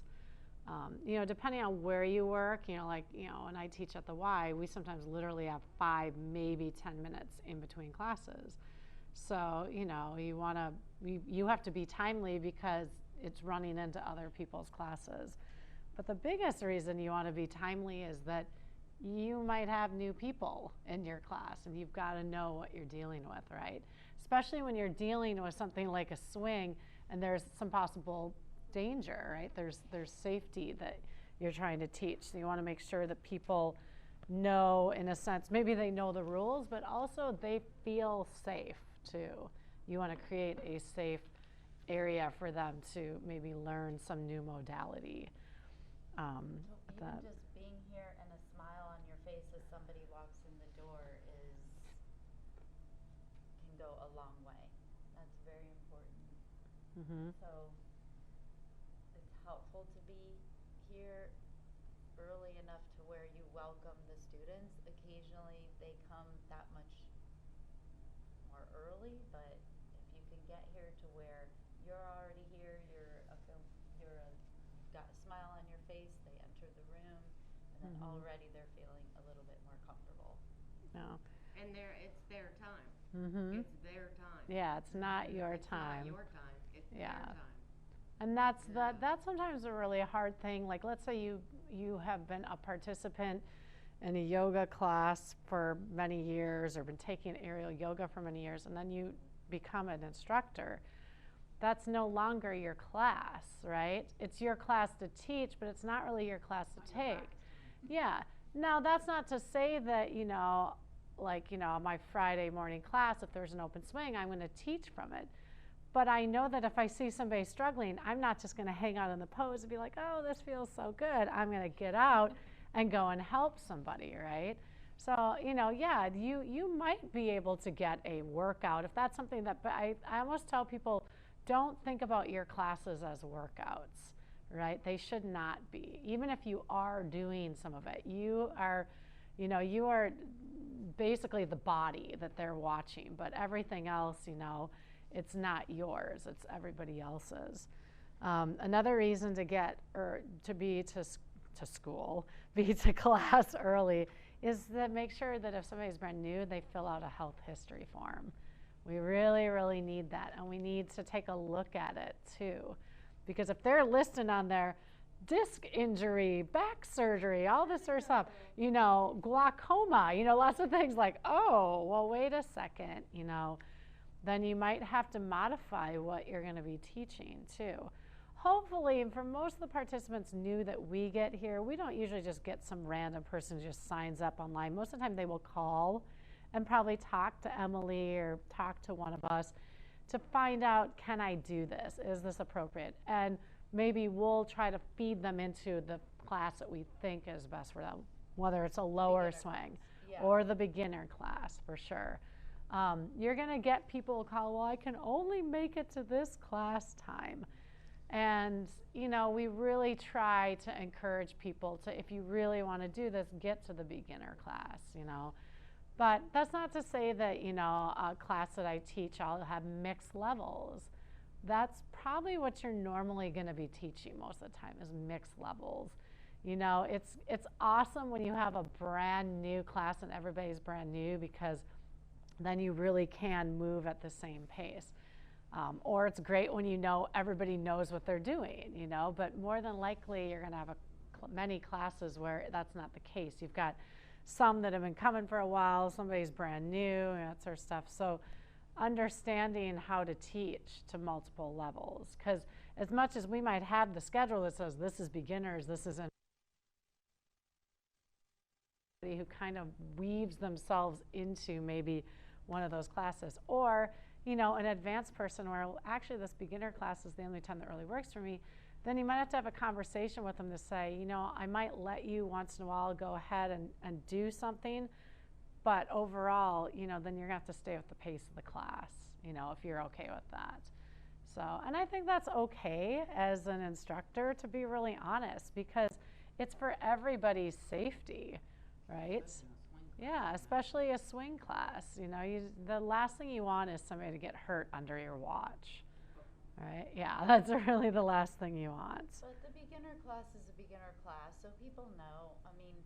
Even those people that, you do a lot of different modalities, but I teach from beginners to more advanced every single class. Yeah, and even the swing that the things that you've been doing in the swing today, even and even yesterday and over the weekend, those the higher swing type of exercises, stretches, those are nice and challenging in a lot of ways, even for beginners. So Yeah.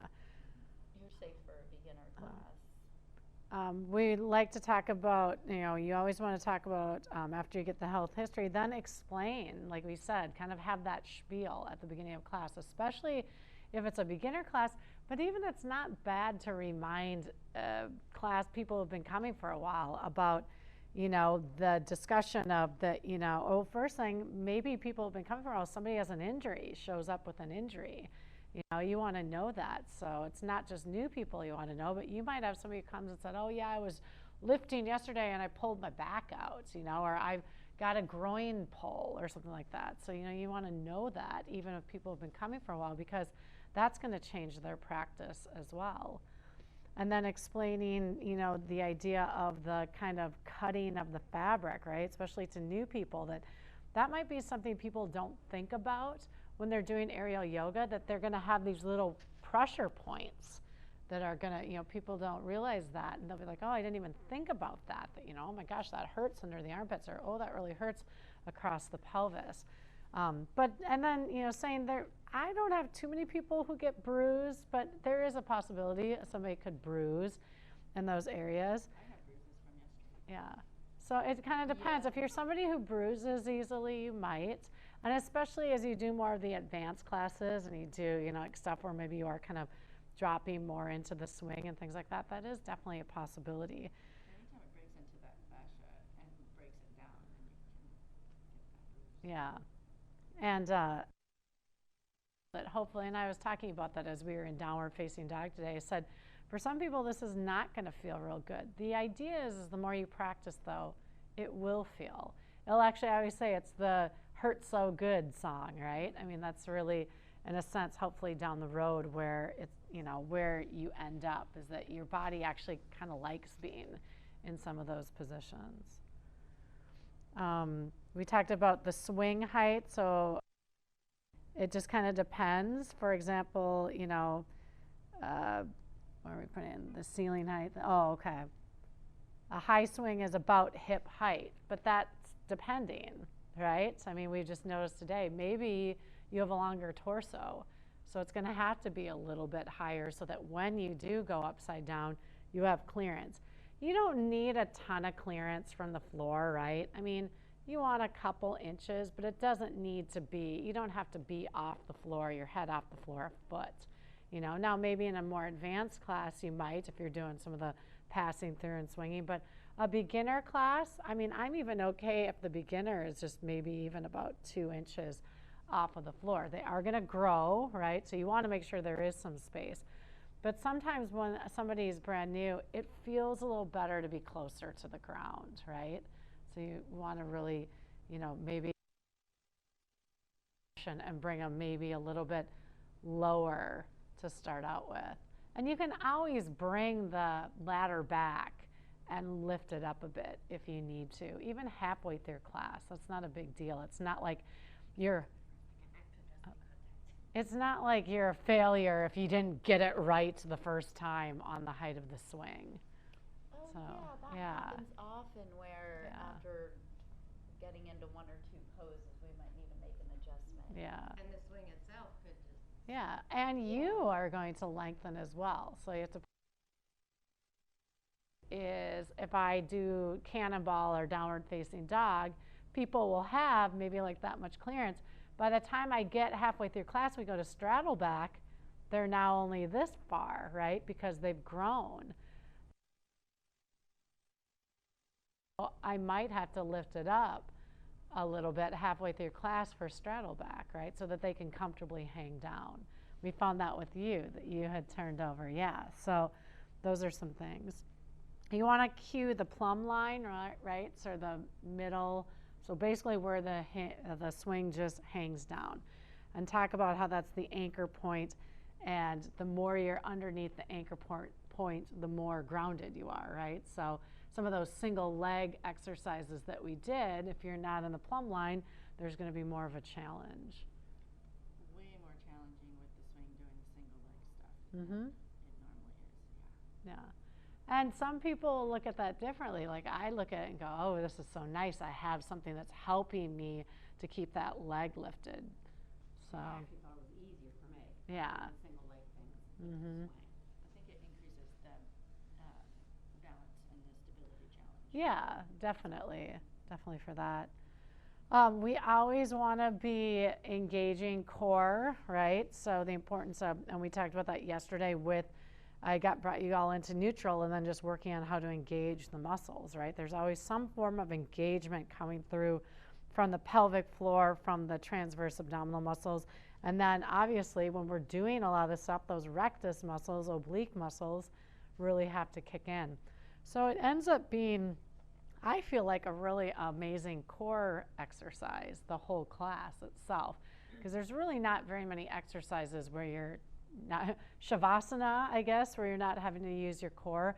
But most of the time in any sort of positioning, especially once you're up in the swing and you're off the ground, you're using a lot of upper body and a lot of core to get yourself in whatever position it is. It's important too, especially if somebody's coming for spinal decompression. And if they're coming in and out of positions and they're not engaging the core, it could actually do damage. Mm-hmm. So the role of the teacher is to make sure that at least you're cueing them to have that awareness. I just forgot what I was going to say. Oh, well, I'll come back to that. And we also talking about somebody hyperextending, and these are things if you're in your warrior 3, let's say, you're doing some single leg work or the standing splits, it's easy, try to be as observant as possible because people aren't, especially if it's a habit that they've been doing for many, many years and we're asking them to slightly bend the knee or soften the elbows, it's going to feel like they're doing something completely different and asking new muscles to actually activate instead of dumping into the joint. So your cueing is going to be, and your observations are going to be very helpful and key. That's a huge big deal because if you're standing on one leg and you've locked out your knee and then it starts to sway you and twist, now you're risking torquing at the knee, which if you soften it, now you're engaging those muscles and they're not going to hurt themselves. Yeah. Well, we've talked about that. There's really not any reason to lock out joints, right? It's Ever. yeah. Even I mean, when you're in that triangle. yeah, I would watch that. It's gonna look. I mean, there's a difference between fully extended and locked, right? I mean, I can fully extend. Locked a lot of times will look, and you'll see people who tend to lock their knees have some hypermobility, which it'll almost look like the leg is bending the other way. Like I don't hyperextend, so this is fully extended for me, but what will happen is it'll go beyond and back here will start to bend. It'll round. So you'll see that. A lot of gymnasts have that, a lot of, there's a lot of hypermobility people who love yoga, and really, actually, to tell you the truth, sometimes I think they don't need yoga. They need other things. They need Pilates. Yeah, they need Pilates. They need more joints. It's actually fairly dangerous because then you're going into tendons and ligaments, which are not meant to stretch. They're meant to support. They're meant to hold on to the bones and the joints. So yeah, you'll see it. You'll know people who, you'll just see, they're very, let's just put it that way, they just, people in class that can set their belly on the floor and their legs up. And yeah, or like in downward facing dog, you'll see the person where the spine is concave.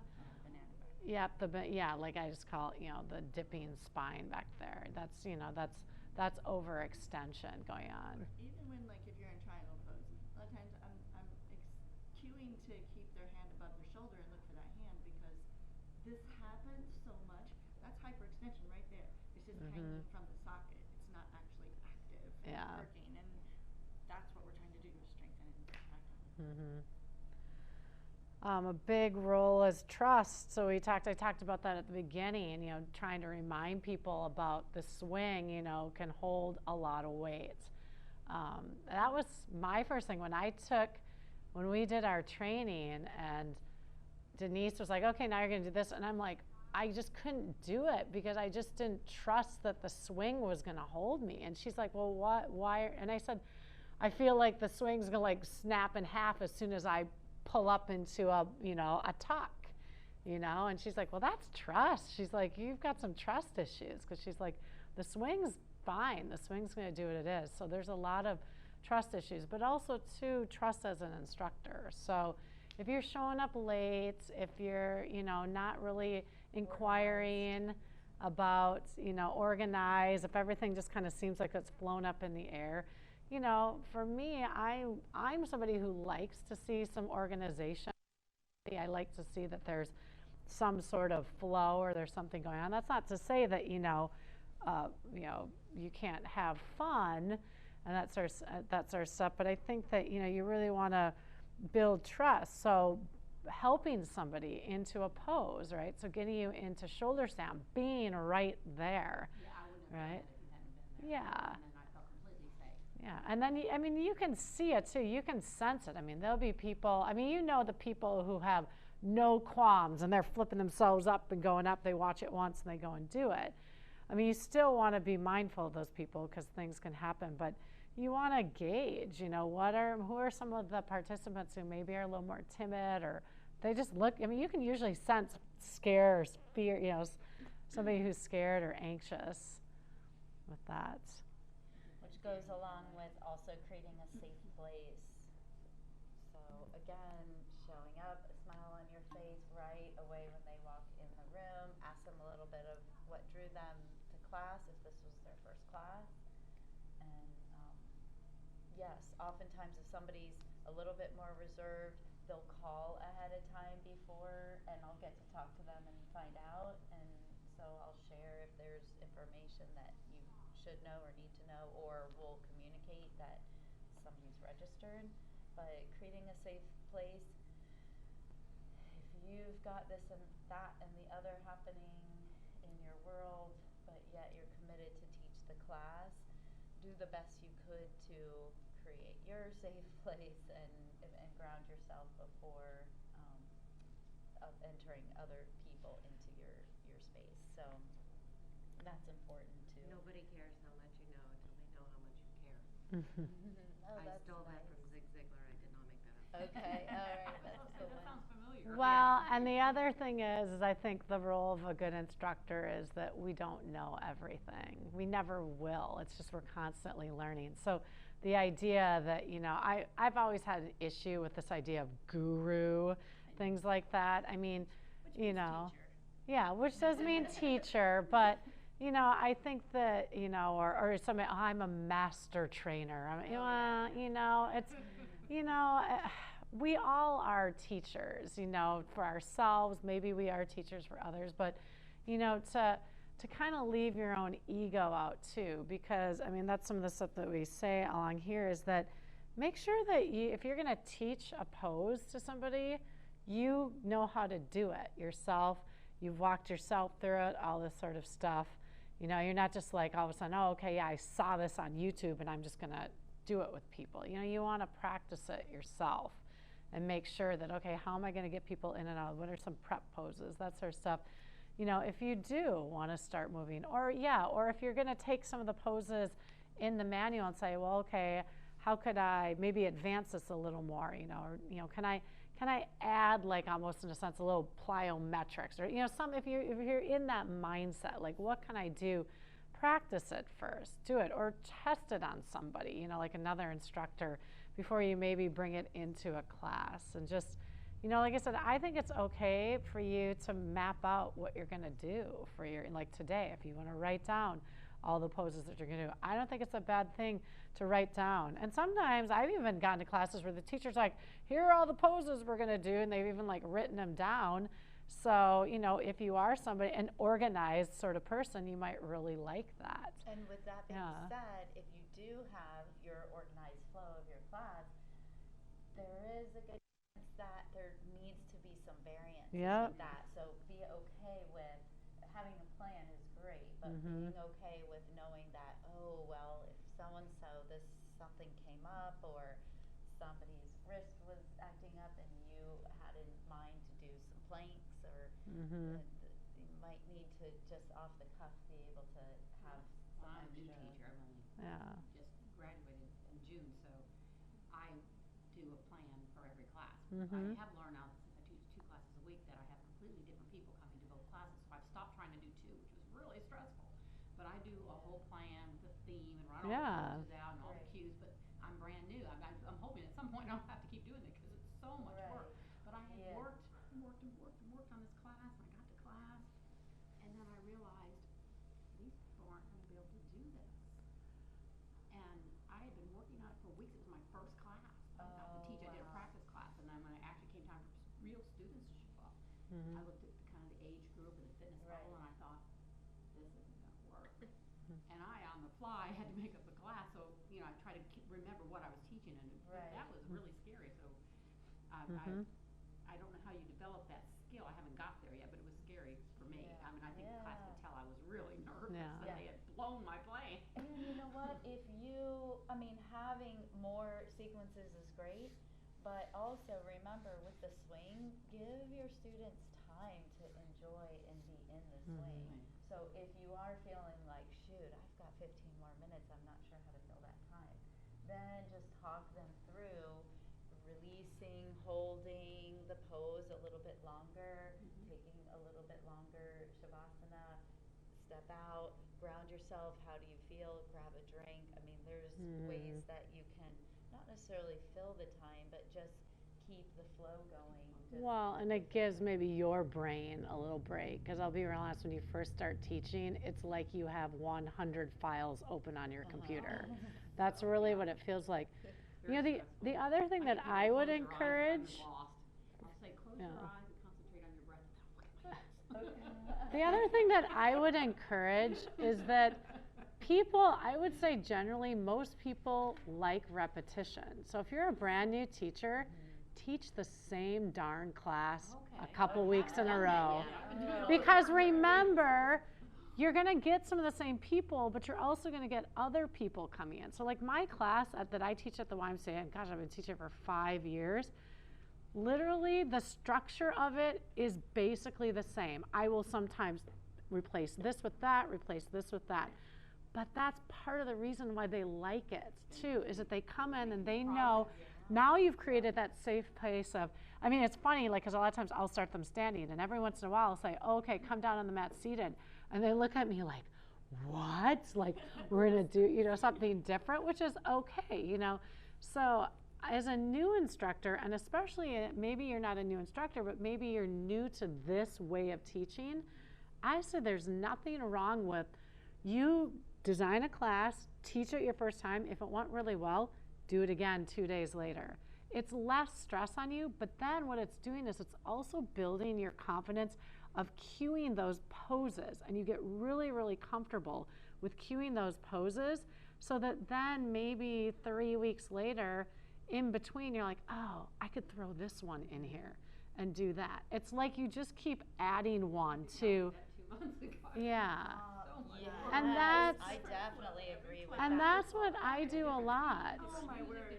Well, also because in your mind, In your mind, you're bored. You might be bored with it. Do you know what I mean? Like I always tell people, if you're teaching a couple times a week, yeah, by the 4th time you do it, you're like, oh my gosh, they're probably so bored. They're not coming 4 times a week. They might be coming just once a week, maybe twice a week. So that's what I always tell people. I'm like, it's not really a big deal to repeat it, right? I mean, how's that any different than going to a spinning class? I mean, really, you're just doing the same thing, just different music, right? You might. They would do the dances I already knew.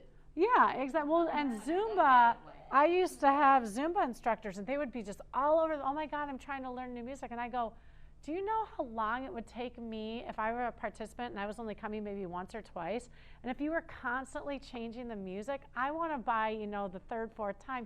Yay, now I know all the steps. I would get really mad when they would switch music because I'd be like, oh, I just learned that. Yeah. I agree with so, 3 or 4 weeks keep the same? Repetition is great. Just let repetition be. I've got a book of them now from 2 months. Exactly. So now go back and just take, oh yeah, remember this one? Okay, I'm going to do this one this whole week. It's so much less stressful on you. And to be real honest, as long as you're covering the whole body, you're getting, remember we talked, working the front, working the back, extension, flexion, lateral flexion, rotating, you know, some sort of, with this, some sort of inversion, some sort of stretching, you're releasing. And then Shavasana, most people don't even, to tell you the truth, most people probably won't even notice that your class was the exact same, you know, a week ago. Yeah, because think of all the stuff that they have. Yeah. I would know that this week is, you know, alignment of yeah. Breath. I probably stop saying the theme. Exactly. Tweak. If it's a workshop. Mm-hmm. Otherwise, I'm going through the whole range of motion for so like much everything. work. Yeah, no, do repetition from my point of view, especially when you're teaching something brand new. It's actually, telling you the truth, it's also just going to create, the students are going to get at the poses too.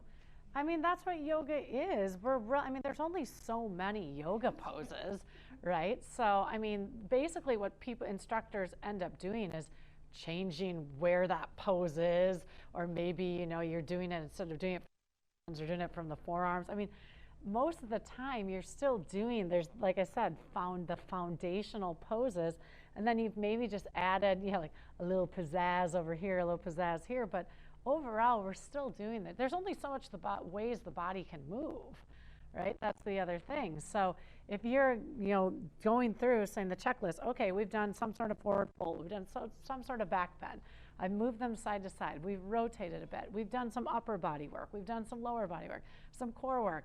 Everybody's tired, lay down, you know, I mean, I really, and they're not even having to think it, so you're ready to lay down because your mind has been going boom, boom, boom, boom, boom, and then you add words to it, You right? look more relaxed now. Yeah. Wait. I'm sitting there thinking, man, I don't know that I like this teaching. It's so much work. Yeah, I've got like 6 hours in every class before I ever walk in the room. Yeah. Yeah. The same with the aerial 5 or 6. class. Like, get your mojo, like get your sequences together, like blocks of sequences that you put together. Yeah. Have some extra sequences just in case something changes or the vibe changes. But for the most part, you can teach that class, I would say, at least 3 or 4 times before you need to change it. Because remember, and I wanted to make sure to mention this too, is the role of the teacher, that remember to go back to this weekend, the first time you might have done shoulder stand, and the first time you did cannonball, and the first time you got into low swing. Try not to get so far removed from that when you are teaching beginner classes a year from now, when you're, and you tell somebody to go into cannonball and take both hands off at the same time. Like, that is super scary. Take one hand off at a time, and then plant that hand down, and take another hand off. Like, remember to teaching the foundations 4 or 5 times will reiterate. Don't forget that in a year from now. Yeah. And also, that's valid.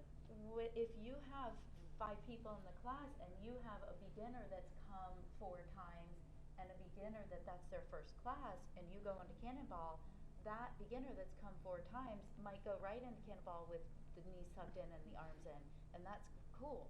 And then you're cueing the new people to, maybe tuck one knee in first, place that foot down, the other knee first. That's how you can teach to the other levels in a beginner class.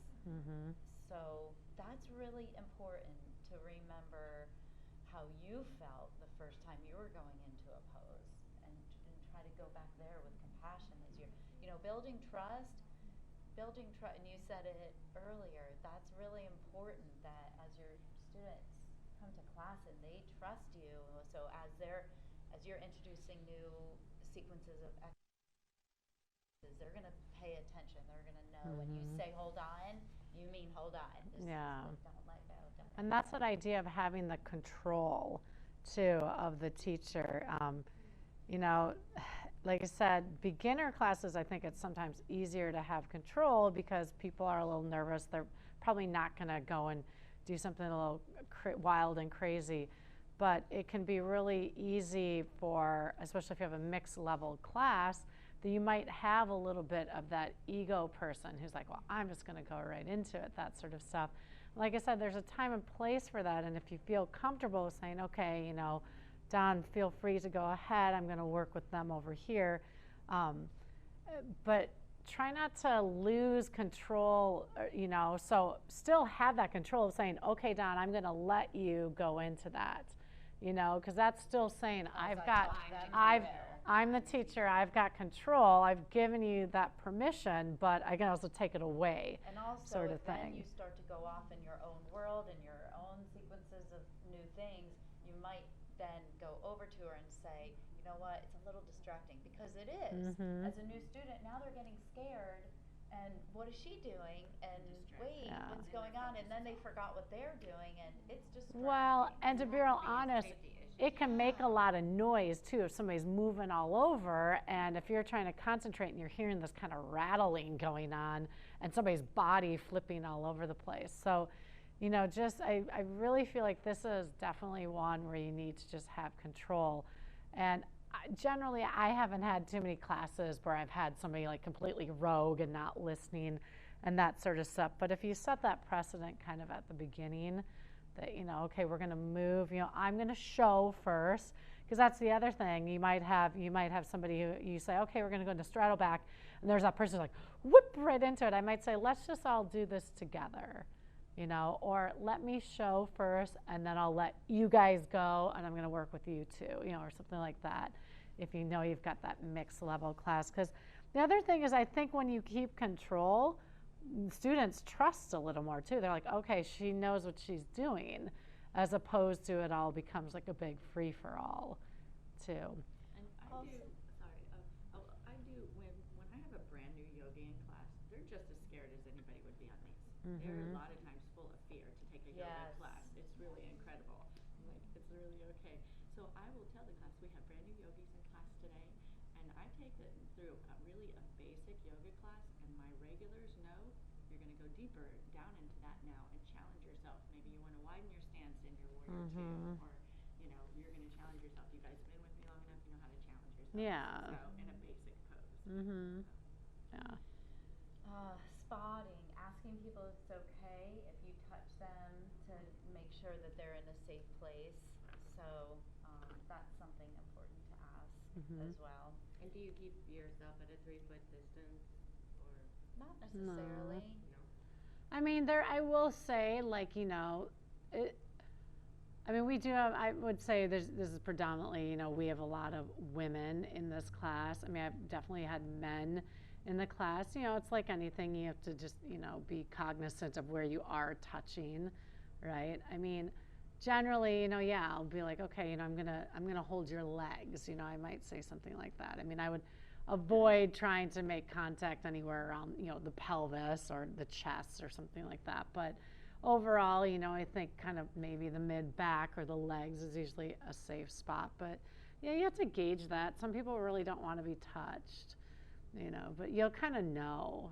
People will flinch a little bit sometimes if you do go to try and touch them. So yeah, I mean, you should ask for permission, you know, if you can do that. If you know the person, you know, then, you know, you might be able to just go and, you know, like, you know, I figured Terry was okay if I touched her legs, you know, that sort of stuff. But yeah, you can normally tell. And again, you know, you're touching it probably I don't know, sensual, probably what I would say right there.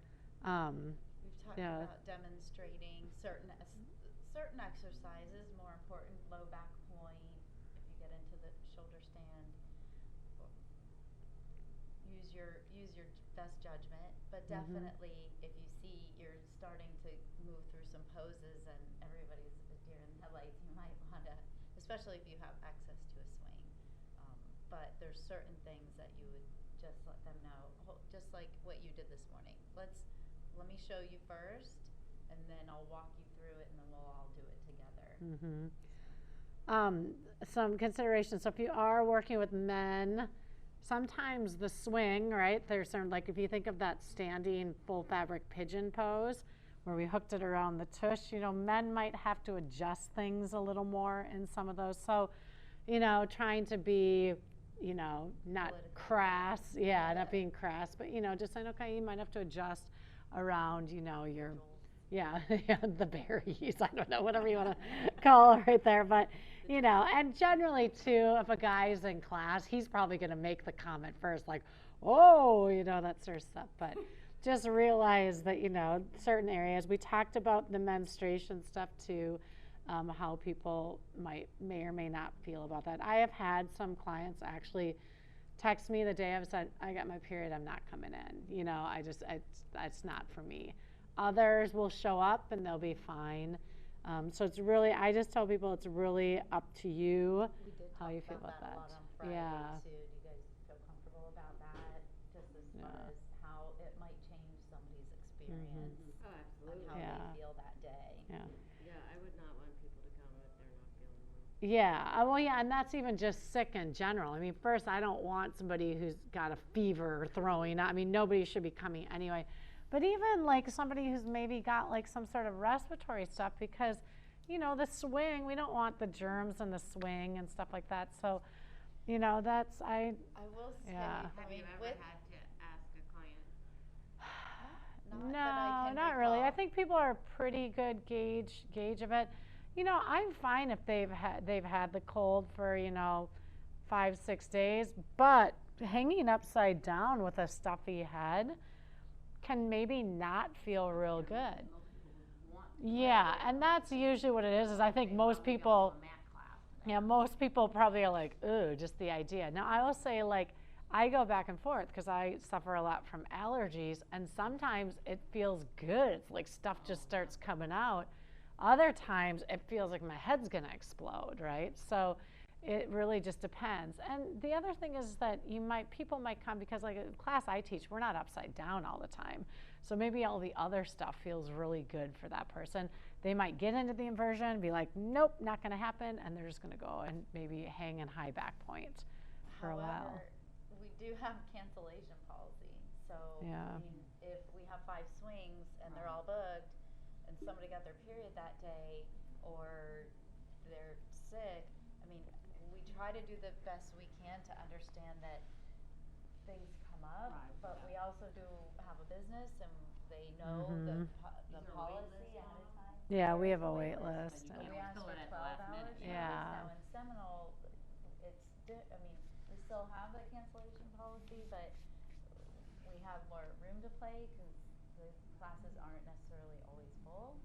But so, Yeah. if somebody is constantly canceling at the last minute, then that's one thing. If it's once in a while, something comes up like that, then that's different. We try to, recognize that. I mean, that's part of relationship building, but it is business too.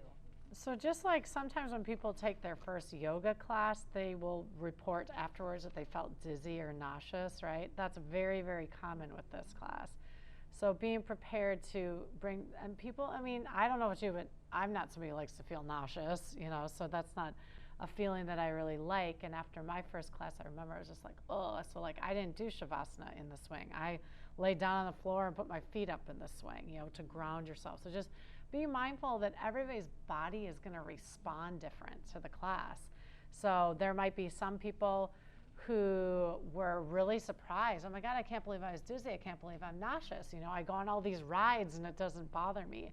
So it is something new, and just to remind people to drink water and to maybe get something to eat.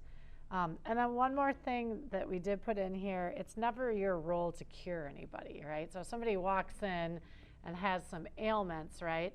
You might have some, especially if it's, muscular skeletal, if somebody's got some aches and pains, there might be some exercises that can alleviate, but, we're not here to fix them, right? So, yeah, so, and if somebody does have some major medical stuff and you're not comfortable with that, I think it's okay to say, I would really like you to get medical clearance before you come in for this, because I'm just not sure, and And we that's it. have done that. There's been a few.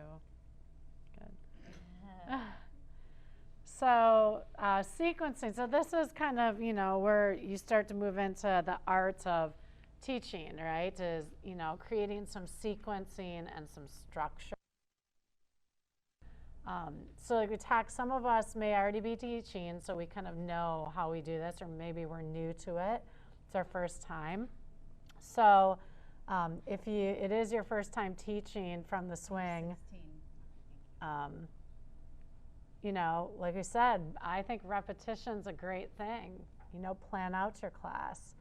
I think teaching from the swing is probably going to be the best thing to start out.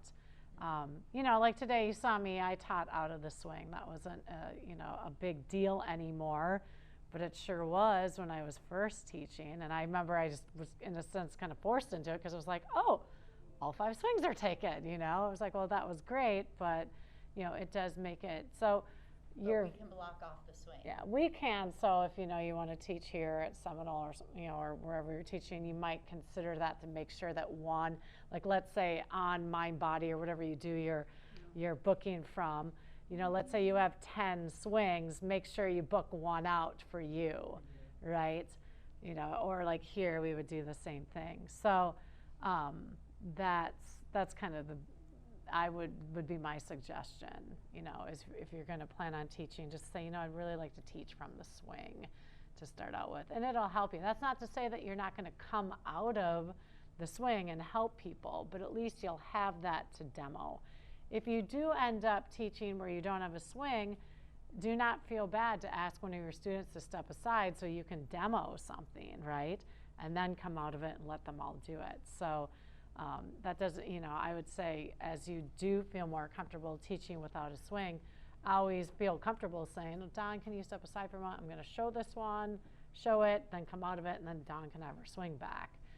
So, and. Good way to get the person that keeps trying to jump ahead of you. Well, yeah, exactly. Yeah, exactly. Well, or do you use them to do the demo? But, you know, sometimes the person, what's funny is then you really challenge that person because you sometimes tell them to slow down when they're trying to get into things fast. So it is, yeah, you can use them as a demo as long as you know they're doing it correctly. Yeah. So we said things to keep in mind. So again, you know, as you're thinking about your class, right, start with the breath. So I had you guys do that today. I had you guys standing in mountain pose. And we just took a couple breaths, right? And it could have been a lot longer, you know, just time-wise, to try fit stuff in. But give. I mean, like Emily said, that might be a good time, too. We talked about yesterday. They close their eyes, and you can start looking at the bodies. How are they standing? Are they truly standing in mountain pose? Somebody shifted over to one leg. Is one leg externally rotated? Do you have somebody who's just like this? You know, I mean, are they really finding, what's their body awareness like? You know, and you can even watch them breathing too, right? Are they, you know, are they doing the short little panicked breaths, or are they really connecting to some deeper breaths? Because you might have to cue that for people. They might not know. Right. You know? And also, they may not even have ever done the ujjayi breath or the diaphragmatic breathing. That's why I find they're like, you know, newbies, they have no idea what I'm talking about. well, if you're going through a sequence, let's say on one side of the body, before you go to the other side, and if you're coming down, take a minute and stand and breathe. Some people might really need that. And then grab something to drink and then go over to begin the other side. Especially the beginner class, less can be more. You might less posture probably. Correct. I mean, you see what you guys have been doing this weekend. That's a lot. That's a lot. Yeah. So breath's important. I always start with easy and gentle poses and then progress to more challenging, right? So, you know, depending on how you sequence your class, right? Like, let's say you really want everybody to get into goddess today. You know, that's going to be our challenge, is that we're going to get people in the goddess. Well, what do you need to open before you get them there? You got to get some hip opening. You also need to know, can they pull themselves up, right? So maybe you're doing like a knee drop and just seeing, okay, can people actually pull themselves up legs? Because you have to be able to do that in goddess. So what's nice is if you're picking one pose, right, you could flip back through and say, okay, I'm going to do this, this, this, and this as prep. Well, my gosh, there's 15, 20 minutes of work, right, just to be able to prepare. And not just that, got to do it on both sides, right, because you have two hips. So, you know, a lot of times people when they're first teaching are like, oh my God, how am I going to fill the time in an hour? Oh my gosh, the hour goes by super fast. It's like before you know it, it's already, 35 minutes, and you just did, these sequences on both sides, and now you finally get to maybe the big pose that you want to do. And maybe that's not even your goal. Maybe your goal is, I just want to work through a nice flowing sequence, with the legs and all this. So, I mean, it depends on what you want to do, and how you depend on, or how you want to sequence your class. But definitely you want to warm people up, right? You do that with the breath. You do that with, the movements. Oh. And it's not her fault. It's because we're having issues. Okay. I checked in with her a little bit ago and she said she was on. Okay. Oh, okay. Shall we pause for a second? We'll pause. Let's take a break. It's 12. Well, it'd be nice to, I was thinking we could finish this get this done, and then we'd be done with all this, and then you guys have lunch and time to practice. Because we don't have that much more. We don't have internet, so if we don't need to have an autumn involved, then the only option is to use somebody else's phone to get her on like a Skype or start streaming from someone's phone directly. Or she can just Yeah, listen. Yeah, or you could do FaceTime. I can call her. My phone's already set up. Yes. Okay. Let's just do FaceTime and tell her, yeah, we're.